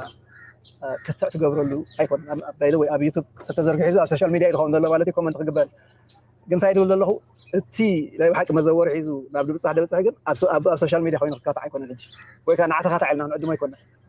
كورا أتفق ملكا أبي صحفة تنتفق ملكا أب ستور بوتالكا نايل بامات إن جدل دلوا زيهم كا نطرح عليه كونت رجون كابنا دعابي كابنا اللي تمكر دلهم بوركات ويم فلوتيو كما قلنا نتوم ولنا تمالي بعلم يكونوا بتخالنا كوني تعريفات من العدم حدا ما عن تقول لي ما بدي أخاف بالكاب باز صراحة نزابات حرات جبور جاني قال لي كم أسويهم تسبدي خلط لهم بايدو ويكاب بزعتهم كم زان عنا بخلط تصفع إنها تصفعوا خن ديدو حلفوا بخلوا قال لي أمس بسلسل 4 ده أول كم هاجرمي حجي قدر نايزيون يا خلي اللي هذا تخا أبا هذا أنت كوني حجي مثل لا كمان مقارح وكمان أبا هم جمل أبي ناي غروف حجي انتاي نرلا نابزي أنا بحكي زي دانيال كبلوت أنهي تي أبزح حلفة 15 عام ترى بفلاي عند حرينا كأكو تشحن 10 أنا كريو خلوه سوشيال ميديا كابزمت كل عينات بوليتيكا تفتيني كل عينة زربا بارتي تغيروا قلت تغيروا كلها يسرحن زد بدا جزله وزيد اذا حجز ولا بوليتيكا وكايدا نايت 15 العليون انا غيمصخو كاب 9 جمره كاب 9 جمرون الله كل توزيد اذا بدا جزله كنتاتي اذا بدا جزله عبدنا يدن بتقاوم زبحال زله كنتات حجر عم منتاي مبصحه نيرو بل سوم تدخون نيرم توم دمر حدلو اب ديمقراسياو عدي ام معبول عدي حقن سرعتنا بزلو اذن دحر خوينو تاكايداناتهم ابي ايرتران تزنبر انتاي مغبرو مغماتو كبيدا يመስለን ስለዚህ ፈቲኻ ጸሊካ ኣብ ኤርትራ ዘሎ መንግስቲ ንስይቲ መሰጋገር ክኸውን ዝኽእል ነታ ኤርትራ ናብቲ ዝመጽእ ወለዶ ከረክባ ዝኽእል ንስ ይረክባውን ኣሎ ታይና ግን ክርኢ ዘለና ኣብዚ ዋን እዚ እቲ መንግስቲ ኤርትራ ብፍላይ ኣብቲ ናይ ቆጠባዊ ሪፎርም ክቕልጥፍ ክኽእል ኣለዎ ቢኮዝ እቲ ናይ ፖለቲካዊ ኩነታት እቲ ገለ መለቀስ ኢልካ ክብፅሕ ይኽእል ኣነ እምናተይ መደምደምታ ፖለቲካ ኣብ ኣፍሪካ ቀሊል ከም ዘይኮነ ኩል ኣፍሪካ ምስክር እያ ፖለቲካዊ ካይዳ ናይ ኣፍሪካ ክሳብ ሕጂ ዘይተፈትሐ ግድል እዩ ስለዚ ኣብ ካልኦት ሃገራት ዘይሰርሐ ነገር ኣብ ዓድና ክሰርሕ ኢልካ ምፅባይ የዋህነት ራይ ዝብሎ መጋበርያ ናይ ካልኦት ክትከውን ተደይኮንካ ቆጠባዊ ሪፎርም ግን እቲ መንግስቲ እቲ ናቱ መንግስታዊ ኣነ እጅ ናብነት እናተይ መረዳእታ ፕራግማቲክ ክኸውን እየ ዝደሊ መንግስቲ ዝገብሮ ዘሎ ፕሮጀክት ኣብ ኮሜንት የብለ ኢራነ መንግስቲ ኣካይዱ ዝፈልጥ እዩ ንግለ ሰባት ኣብ ምስታፍ ግን ዝያዳ ኣቡ ኣክቲቪቲ ናተይ ሕቶ ይኹን ናተይ ጎዝጓስ ኣብቲ ተራ ህዝቢ ክሳተፈሉ ዝኽእል ወላ ቀዳምነት ኣቐዲሙ ነቶም ኣብ ውሽጢ ዓዲ ዘለው ትካላት ሞር ንከስፋሕፍሑ ንከዓብዩ ንገለመለ ንዓታቶም ቀዳምነት ተሂቡን ኣም ፋይን ዊዝ ዳት ጥራይ እንታይ እዩ ኢኮኖሚክ ሪፎርም እቲ ዓዲ ሰብ ክሳተፈሉ ዝኽእል ኩሉ ሰብ ክጓየሉ ዝኽእል መድረክ ክኽፈት ናይ ብልበይ ትምኒት ኣለኒ ኣነ ክገብሮ ዝኽእል ኪነቱ ትምኒትን ሓሳበይ ምግላፅን ካልእ ክገብሮ ዝኽእል ዓቕሚ የብለይ ንጹር እዩ ዘይ ዓቕምኻ ዘይ ሓይልኻ ጌርካ ምጅሃር እውን ትርጉም የብሉን ስለዚ ኣነ እታ ክብላ ዝኽእል እቲ ዝደልዮ ትምኒተይ ጥራይ ክገልጽ ዝኽእል እቲ መንእሰይ ድማ ክዳሎ ከም ዘለዎ ትዕድላት I think I am hopeful ወዲ ተስፋ ምግባር ካብ ፅቡቅ ስለ ዝኾነ ኣብዚ ዓመት እዚ ፅቡቅ ነገር ክመፅእ ተስፋ ይገብር ፅቡቅ ምስ መፀ ድማ ንክጥቀመሉ ኩሉ ሰብ ተዳልዩ ዝከኣሎ ንክገብር ኩሉ ዝኽእሎን ኣብ ኢዱ ክግበር ዝኽእል ዘበለ ኩሉ ንክገብር ክዳሎ ከም ዘለዎ ይፅውዕ ናይ ሎም ኣርእስቲ ኣብ ዝኽውደ ከም ወትሩ ላይክ ምግባር ኮሜንት ምፅሓፍ ርእቶታት ምሃብ ናይ ኩልና ስራሕ እናበልኩ ምዝያ ጠንቲ ደርፊ ክገትፈኩም እየ ኣብ ካልእ ይረኽበና ናይ ኣፍሪካ